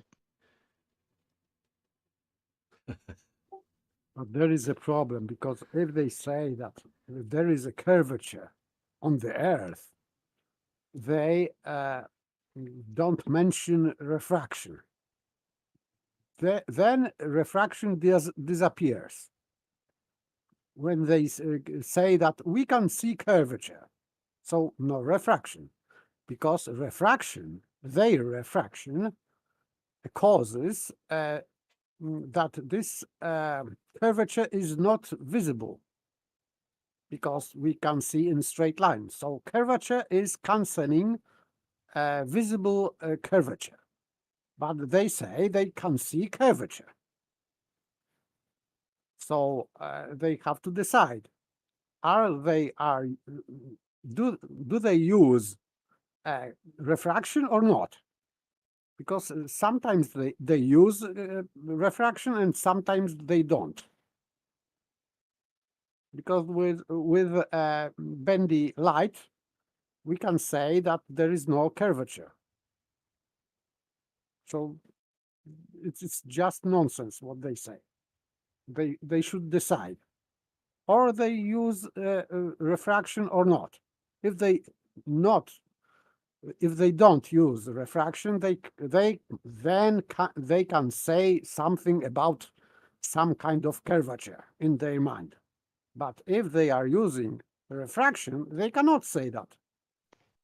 Have you ever heard any of them disagree with refraction, describing it as the light bending down toward the denser gradient? I don't agree with all that. You made a good point last week, but they all do agree with that, don't they? It doesn't matter. It does. Well, it doesn't matter. You're right, but still, when they demonstrate that, when we see the city after the sugar water, after they've induced the artificial gradient, and they have a city artificial city skyline up to try and show something, they say that this is a mock-up of reality. But what we're seeing is the bottom of the building's missing. So if we had crosshairs at the bottom of that fish tank, then our crosshairs would be halfway up the buildings. So even by the way they define refraction, it eliminates their Earth curve, was the point. But yeah, I mean, ultimately it doesn't really matter. It's all just talk and model. For me, it doesn't matter, because I don't have any special opinion how light bends in special mediums like sugar water or whatever. I don't know. But in fact, their refraction is just bunk, because their refraction assumes horizontal layers. So it kills their refraction, because in order to have light refracted, this light has to go through vertical layers, because otherwise, if the light beam is one layer of density, it means that there is no reason to bend for this light. As I said before, if you have a laser beam at 5 feet above sea level, and you are shooting at other guy also 5 feet across the lake, so you both with that guy, and this light is one layer of density. So it's there is no cause to bend for this light, right? Well, if you assume that the Earth's curving down, then there's your Doesn't vertical. matter. I am saying about one layer of density, because there is only one cause in their refraction why light should refract. Because Well, that's just it. Because in their world, the horizontal is the tangent line, so it is. Yeah, I don't agree with that, but that. I'm only telling that in their model of refraction, refraction is caused by changing medium density. That's why light is bending in their story. But if you have light at the same elevation, as I said, like 5 feet across the water, let's say, lake, so this light is in one density layer. It's not going through one medium to another. I got you, but to be fair, a straight line in their world is literally gaining height. You know what I'm saying? I'm not agreeing with that, but the way they claim it is that the straight line's a tangent is gaining an elevation in the distance. But like I said, I don't agree with. Can I cast light on this, because there is the 8-inch, right? There's a difference between what they call the 8-inch and the whatever, the hidden refraction, all of that bullshit, right? Now, I don't know whether everybody's aware of a guy called Professor Dave. He's not a professor, right? He's one of these guys that just has a character name for YouTube. But you've heard of him, right? One of the... Yes, okay, I did. now, he has put a video out that says, was rebutting the, I don't know, 10 things that flat earthers say or whatever. Well, this is a thing of McToon, and this is where McToon corrects the Professor Dave character about a number, right? A formula. So this is where you get to hear the distinction. Now, this is McToon, the head of the McToonery. He's wrote the laws of Flurf, so he commands a Flurf army. And this is what his instructions to Professor Dave. Thank God he's not a real professor. Yeah. Okay. Professor Dave, in your 10 things that all flat earthers say video, point number 3, I believe, you said that they all say 8 inches per mile squared, and you're correct on that. And then you said it's wrong because it's a parabola, and you're wrong on that, Professor Dave. Wrong. The reason why it's the wrong formula is because it's for drop, not because it's a parabola. Drop. When you use it for drop, it's fine. It's fine. You are going to get, for as many digits of precision that you need for your observation, you're going to get enough digits of precision using that approximation. Because when you're looking at something over 60 miles or 100 miles, you're not getting 6 digits of precision. You'd be lucky to get 2 or 3 digits of precision. So Dave, I appreciate that video. It's a great video. And we're going to show it here in a second, but that particular part of it, you got wrong. So I got to put them at your bones. Okay. So the part with mathematics, he got wrong. So like I said, thank God he's not a professor. Well, Jesse a professor of Kozlowski. science that doesn't know the squared function. Remember when we were on Jose's and Jesse Kozlowski said, oh yes, it's measurable, the 8 inches per mile, the drop from horizontal, the one that Blue Marble had a raise when Jesse Kozlowski, I don't know why he went upwards in the opposite direction. Yeah, he said 8 inches times the distance in miles squared. Yeah, drop. Right? Yeah. Right. But Blue's got a hump. But we'll forget about that. But yeah, so that if anybody needs to know now, McToon, like he's one of the, I mean, if he's correcting Professor Dave about that, then that's the number that they're imagining, right? A drop from horizontal. The water level drops from horizontal. That ridiculous quadratic formula. Have you ever seen the commercials, Bev, where they forget to have their V8 and they tilt them over sideways, and then they drink a V8 and then it straightens them back up like, oh, I should have had a V8, and they're walking crooked. So that's what I imagine when I picture them claiming hump or drop. Like some of them ain't had a V8 yet, and they're walking around crooked or something. I don't know. No, I don't know what V8 is. That's an engine. V8. Oh no, yeah. Well, it is an engine, 8-cylinder, but it's a drink, like a tomato juice type of drink. I can't believe you never heard of that. No. Don't say juice, Brian.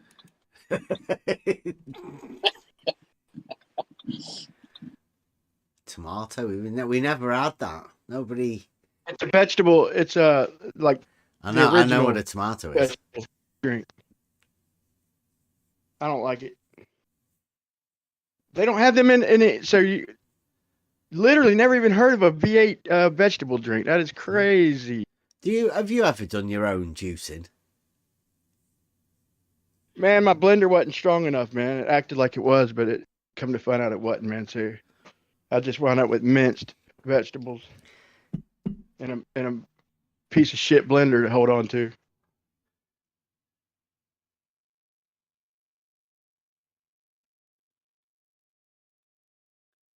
You should get some of your blue marble scientists in there, the new mathematicians. I'd love to have a chat with a new mathematician. Dude, that's why I was hoping you'd play that, man, until they can all agree. You know, at least them make an agreement amongst each other, because this chat me and Zanuck and Rumpus had wasn't that long ago. This has been, right around the time of the spherical excess BS, and that's why I was trying to get you to play that 3 minute 46 seconds to 4 minutes and 10 seconds, because it has them contradicting themselves. I did, but I mean, yeah, finding them contradicting. Oh, you did play it? I'm sorry, I missed it. Yeah. Catching them contradicting themselves isn't hard to do. It's built within their axioms of logic. The law of contradiction.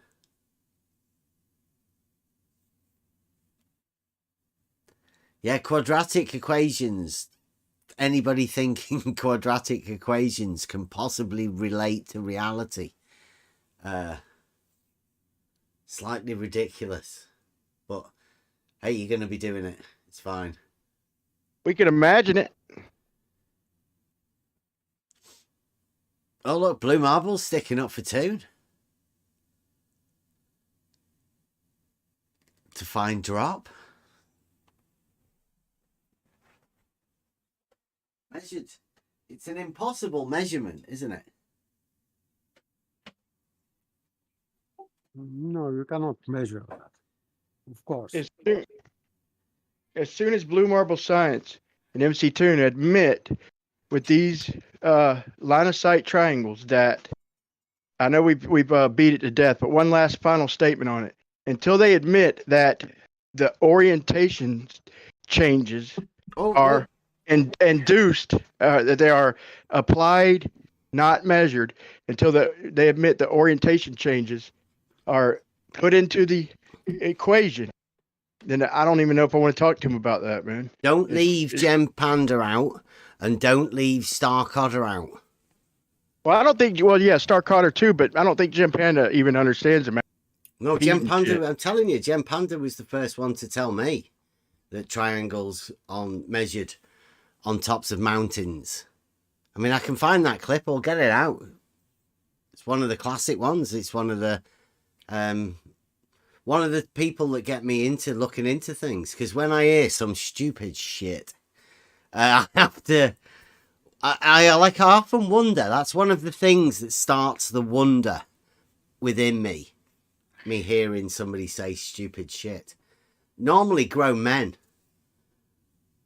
When I hear that.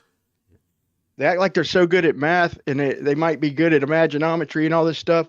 But as far as tying it into real world measurements, it takes us drilling it in their heads to show the assumption, paint it into the formulas. Like we got to literally drill it in their head and demonstrate and diagram it for them to realize. And then they just say, "Oh well, yeah, well we know that the orientation changing, You know, we know it's a curved Earth. Well, wait, just the last 2 years you've been saying it's a proof and that you measure it.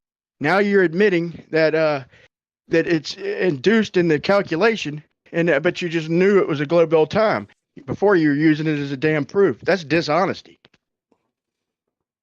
They have no proofs. If they've been telling you they've got proofs, they've been lying. They've been going on major debates and shit. Not major, but big debate channels. And no, that's only because you've been allowing them to get away with not having an argument. I can't allow it. No, I'm here to try. I'm here to stop them. I'm the one who pointed all that shit out about these angles to kickstart to kickstart the group think. You know, everybody looking into it deeper, man. Our flatzoid and me. And you, obviously, you know the geometry on its face. Like you broke it down to the very roots. So I can't disinclude you, but I'm talking about like bringing it up in different rooms and getting everybody collectively looking into it and into the survey itself and seeing all the holes. Because I got tired of hearing them. Where do you think you've got with it, Bri? They're changing their stories. Yeah, giving me clips to play, making them sound stupid. Where do you think it's going to end up? Where do you think it's going to go? It's going to end up with them saying, "Well, yeah, well, we know it's and that's why the orientation changes are implemented along the 39th latitude."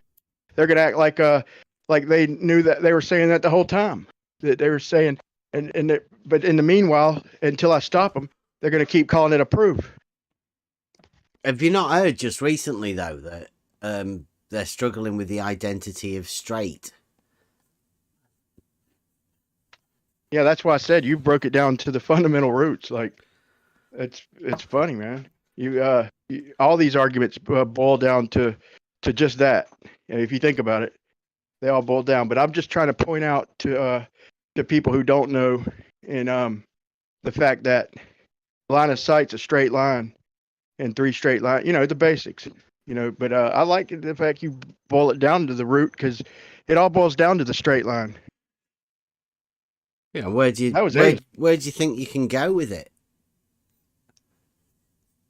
In reality, man, we see in straight lines. So I would try and point out the fact that unless they disagree that we see in straight lines, then they lose their parallel sun rays with their rules. They lose. They have to agree that triangles are 180, unless they say we're seeing in a straight line, or if they induce some type of change. Well, that's what they are doing, right? They're down to the straight line, to the fact that what you consider a straight line, they may not consider a straight line. So where do you go? Yeah, I know, man. But have you formulated it? I mean, I was pointing this out in my own way a while back. Remember Pontchartrain Bridge, how if we made it straight in their world, it would be curved up on each end. But yeah, you boiled it down. But have you come up with a P and Q argument with the straight line? It's conceptual at the first principles sort of point. That's where we're at. Yeah, but we can. I mean, without getting super technical, I could come up with maybe like a if. Okay, so if level is horizontal. If that, then not that. I think that'd be about it. It's about as close as you could get. I'm talking about coming up with. Yeah, that's in a nutshell. That's good. Brian, they need the sphere because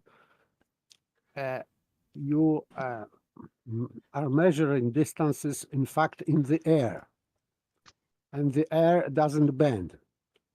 So the only way to bend a straight line is to draw it on the surface of the sphere. That's why they need this sphere for their spherical geometry, because in space, without sphere, all is straight.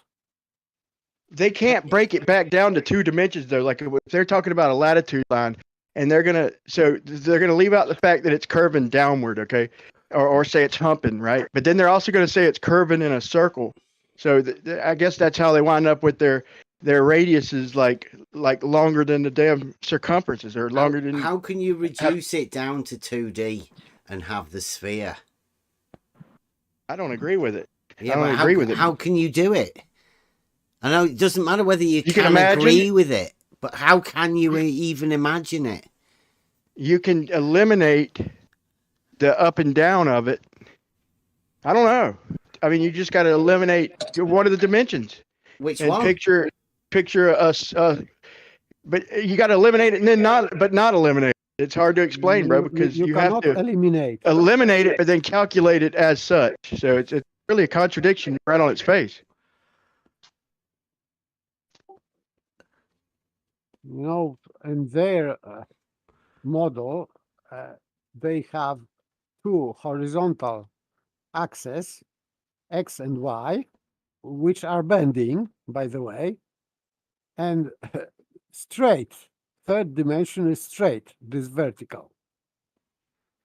But it is concentric. So they have no normal coordinate system. Lines. You gotta imagine that a circle is a straight line, and yes. but only certain circles, not unique.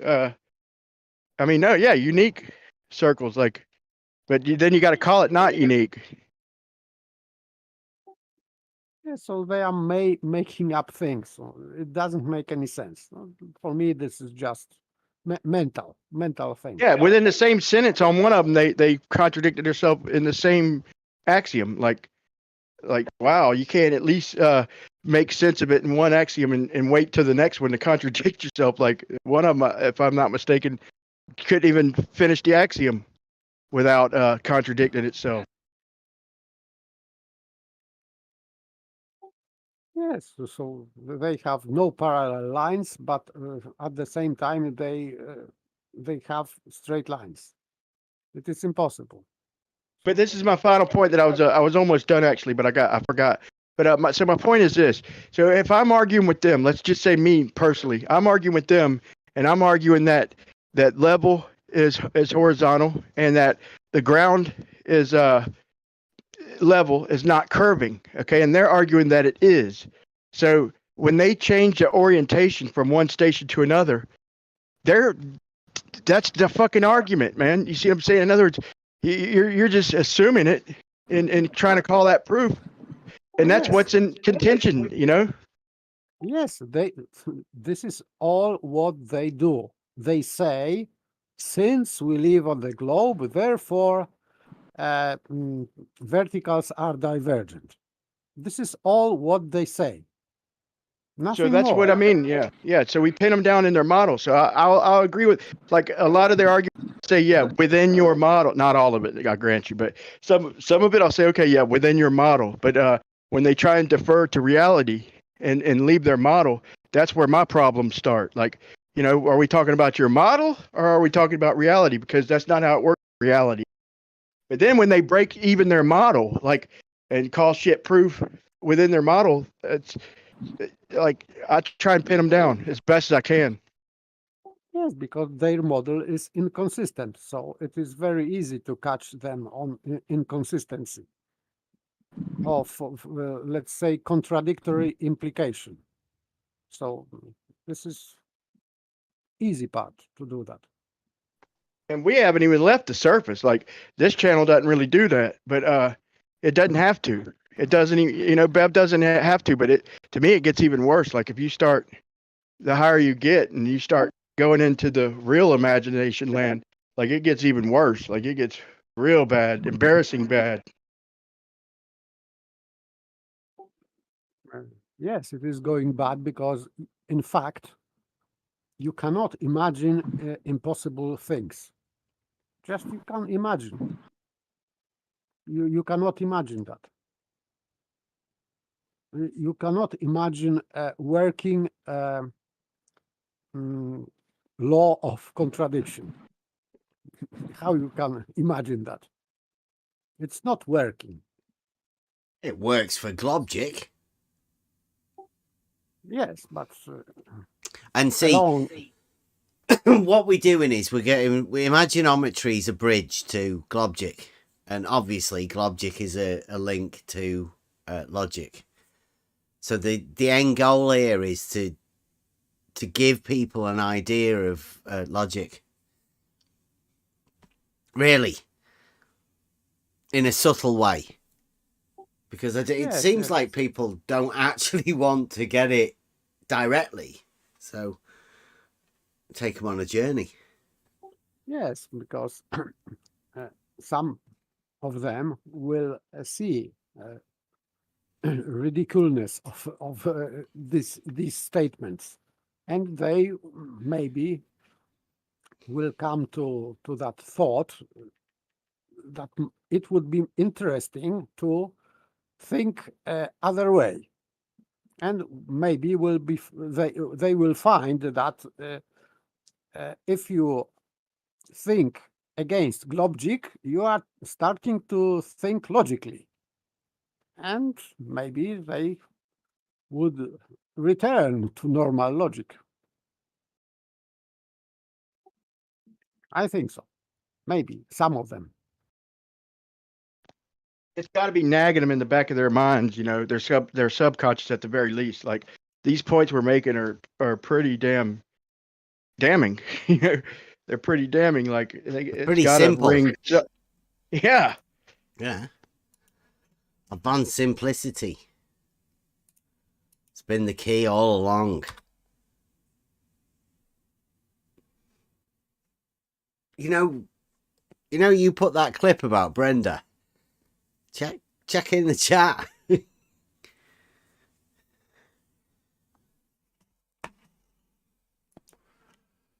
Blue Marble. See you later, Blue. You've been a great help.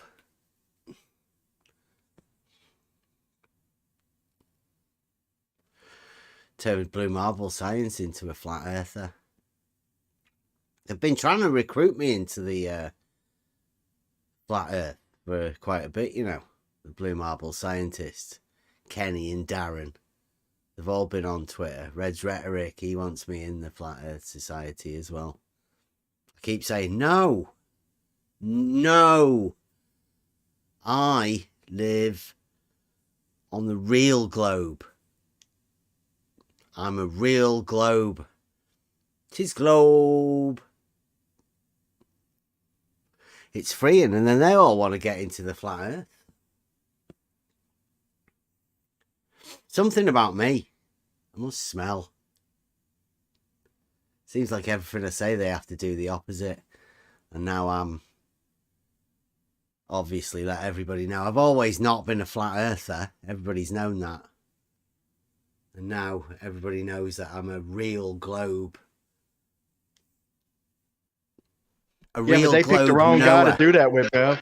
They picked the wrong guy to go against everything you say because you broke it down to advanced simplicity, and so they're going against basic reasoning. So and they do. You're right. They try and go against everything you say and act like you don't understand when you're boiling it down to its roots. They picked the wrong guy to go after. It's just making them look foolish. How can it look foolish? The real globe. Everybody knows. Reality is globe. It is globe. Okay. Thank you very much. To bed. Good night. Thank you. What time is it? It's only 11:30. See, I was going through all those clips. Because that's got me, that, you know, with the 8 inches. Have you heard a lot of that? They keep saying it's not that. Yeah, I have. The not that has gone into even their formulas. That 8 inches isn't their formula anymore. It's the flat earth formula.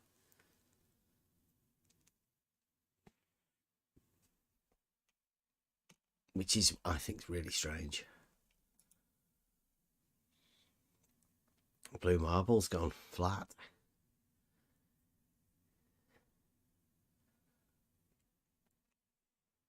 Tis globe. Has it really triggered him that much, me saying tis globe? They've been saying for ages, haven't they? I don't know, man. When they come in, I feel like when really triggered them. When you say the right things, egg them on enough. Well, I don't know. I used to think that that'd be when they come in to defend themselves. Like if I'm listening to something and I don't agree with it, and I have option to join.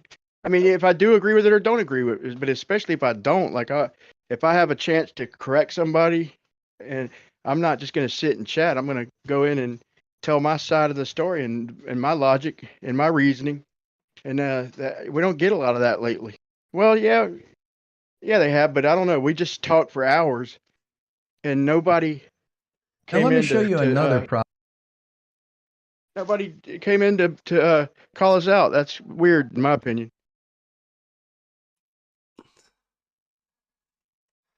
I've never heard you attack anybody. You know.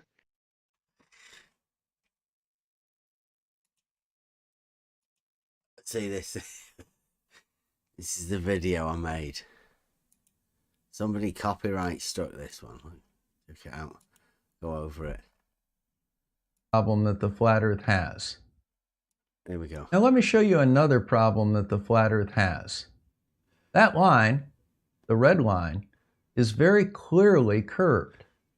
That is the great circle distance between Santiago, Chile and London in the United Kingdom. Now let's go ahead and rotate the Earth so that line is directly underneath us. That looks pretty straight to me.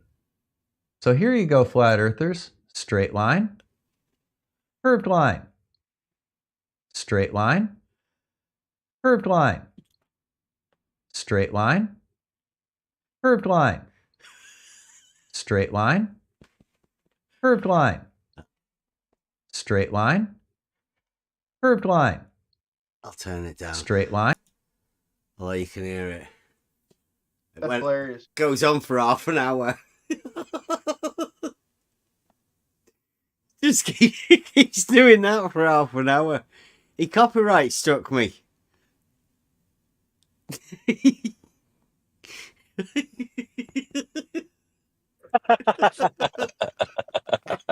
So what is a straight line? What is a straight line? Curved line. Straight line. What if I show him? What if I show him even? Straight Yeah. line. What if I show him an even straighter line than that? Straight, like, look, curved line, straight line, even straighter line, straightest line.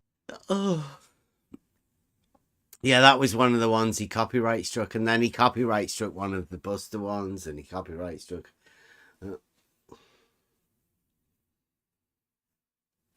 Says it wasn't. I didn't do enough content to it. Changed it around.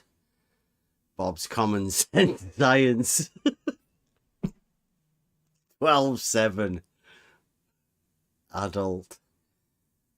It's almost like he's saying that he actually said it that many times. And you didn't change it enough.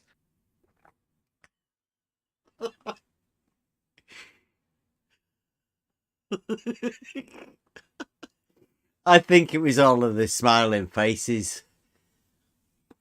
May have been a bit too much.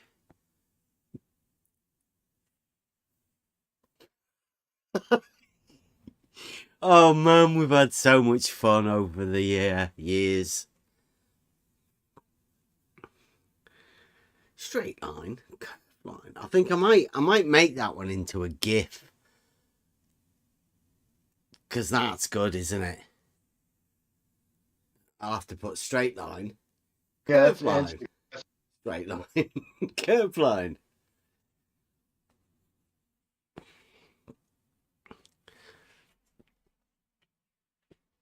That's 3 minutes in. It goes on for half an hour. I put it out to see how many people would watch it all the way through. I don't think many people lasted above 3 minutes. And then Bob copyrighted it. He didn't like it. He might be having a go at trying to do this one.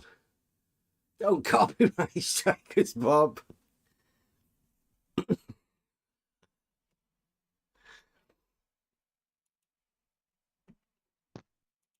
Dude, we pull each other's material. We pull each other's material to criticize it, and everybody does it, including him. And he's gonna copyright strike you. Come on, Bob. What the fuck, man? He's got a really, he really, really, really doesn't like us. It makes him look so bad. If he understood how bad it makes him look. Yeah, does it though? He called out. He called out copyright striking, bro. It makes him sound like a big giant pussy. No offense, Bob. I think I think the community needs it for him to do that. They like having Bob around, don't they?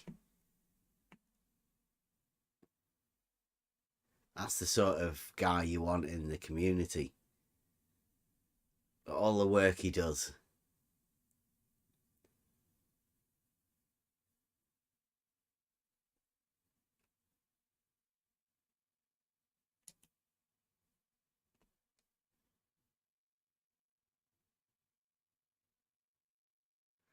Well,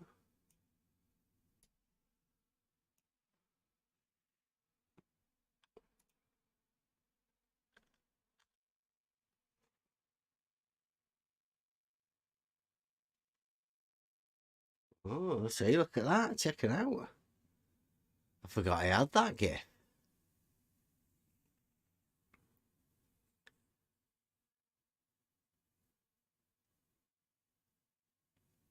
Do we do all of our own stuff, you know? You know, the floaty boat. It's just, it's the light conditions.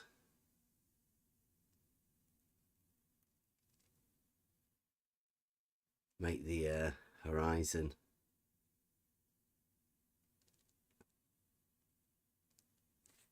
I can remember when we were doing that. We were doing one of the tests out on Blackpool. Luckily, we had a spare camera.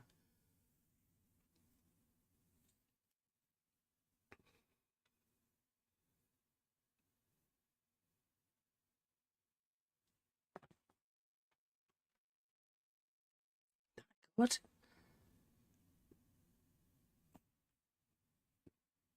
I did notice that the other day. Somebody kept putting obsessed with the boat, the floaty boat. That was Bob as well, wasn't it? Weird.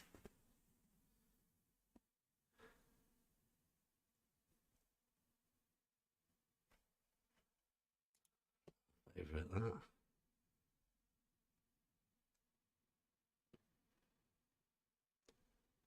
I do like getting all of your own material.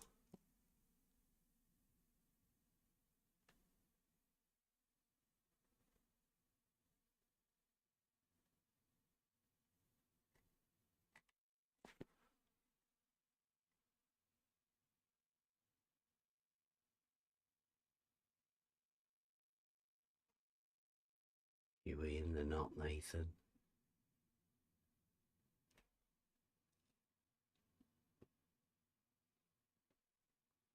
Ruhifalenkus. That'll be interesting.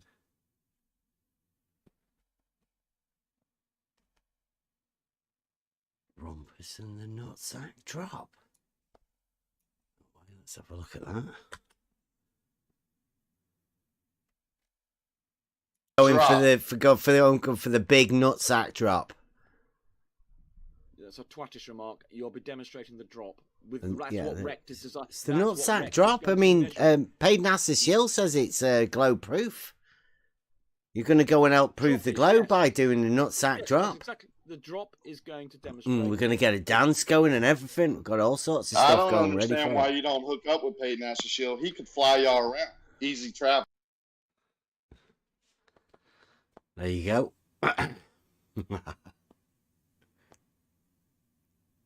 So are you guys in Discord? I played that. I still see the Bob in the globe. I still see Bob's face up. Yeah, I just put it in the live chat. I did that one differently. Okay, I got that. Yeah, I'll check that. The nutsack drop. think that expresses everything about I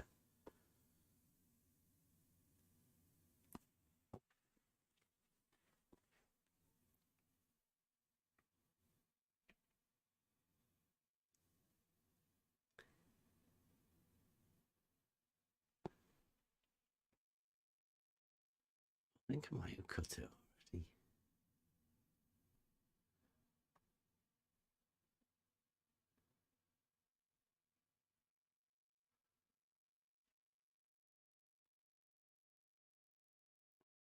Differing angles of down.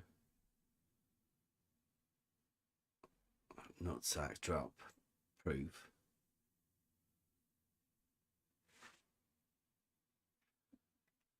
Oh, there's loads of good stuff here. I've got.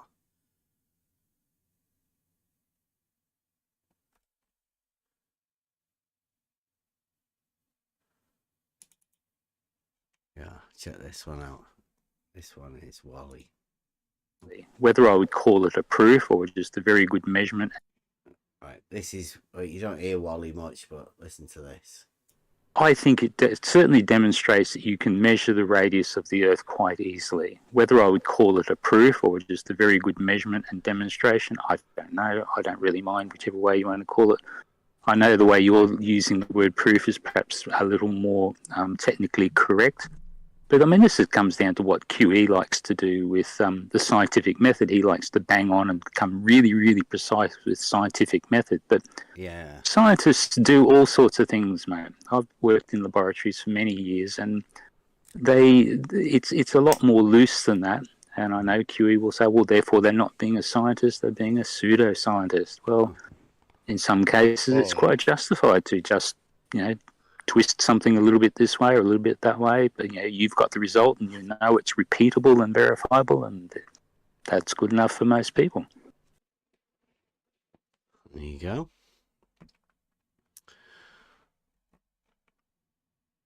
Wally and science.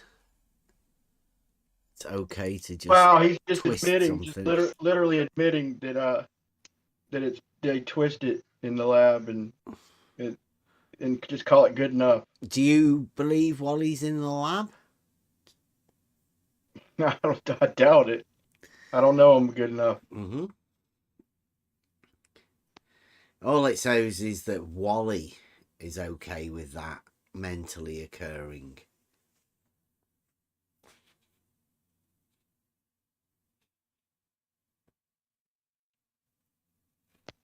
In other words, in other words, if he's lying, then he ain't in the lab, and that ain't what. Yeah. It's just his word. Yeah, they're just saying stuff to fill the air, to keep everybody talking. It's fruitless talking to certain people. They may say that they're making videos for this and doing that, but whatever it is, it's just rolling circular arguments round and round.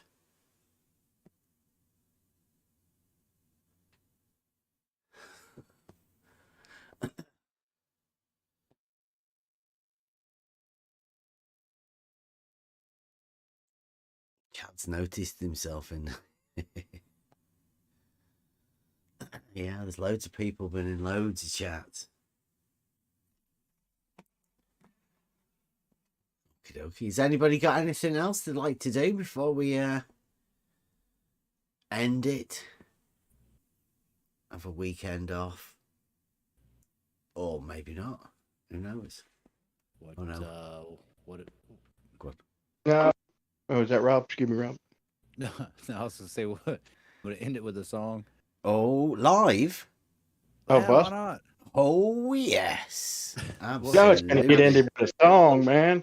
Well, man, I appreciate you having me, guys, man. I've enjoyed, man. I'll talk to you hopefully Monday or as soon as I talk to you, man. Okay. Thank you very much. You down with some Model Affliction Blues? Oh, yes. All right. Live Buster. Hope it hasn't been worn out too much, but I guess stuff like that hopefully doesn't get old. All right. Is that it? I mean, I didn't want to. Yeah, anytime. Yeah, I'm going to be coming back on Monday, so everybody knows that. We'll be back Monday. Thank you very much for listening. All right. What's going to play us out? Let's do this. This is exciting. Why? Is that good? Is that a good level? That sounds good. All right.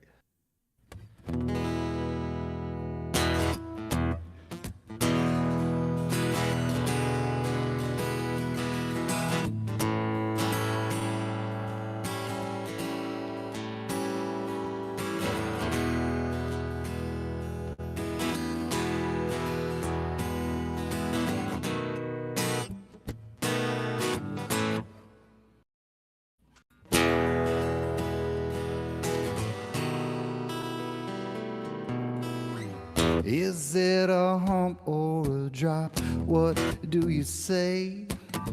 You got to twist your words in every which way, because the model, it'll always dictate what you do.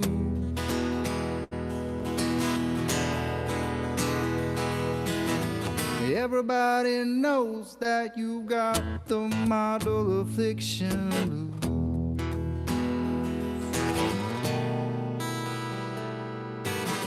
Is it a straight line or does it curve?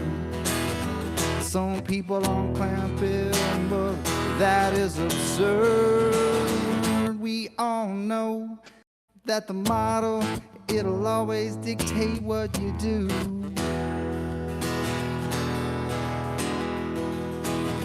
And everybody knows that you got the model of fiction blues.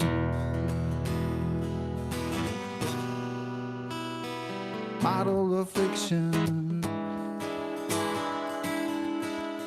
it's your addiction. That model of fiction,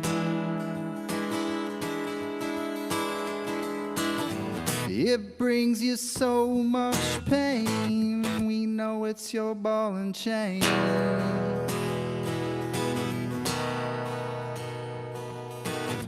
Conflating curvature with elevation change has got your local distance just out of range. That old big E is gonna dictate everything that you do.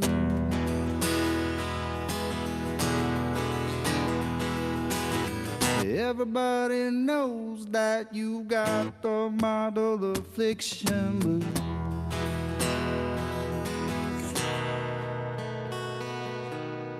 It's your decision defending the model position.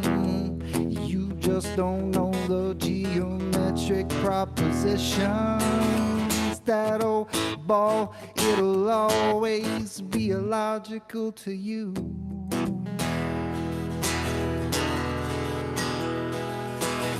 That's why perpendicularity is a puzzle to you. Model of fiction, it's your addiction. Model of fiction,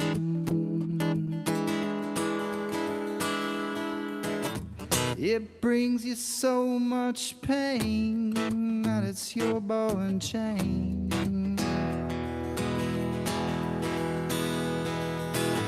That's why perpendicularity is a puzzle to you.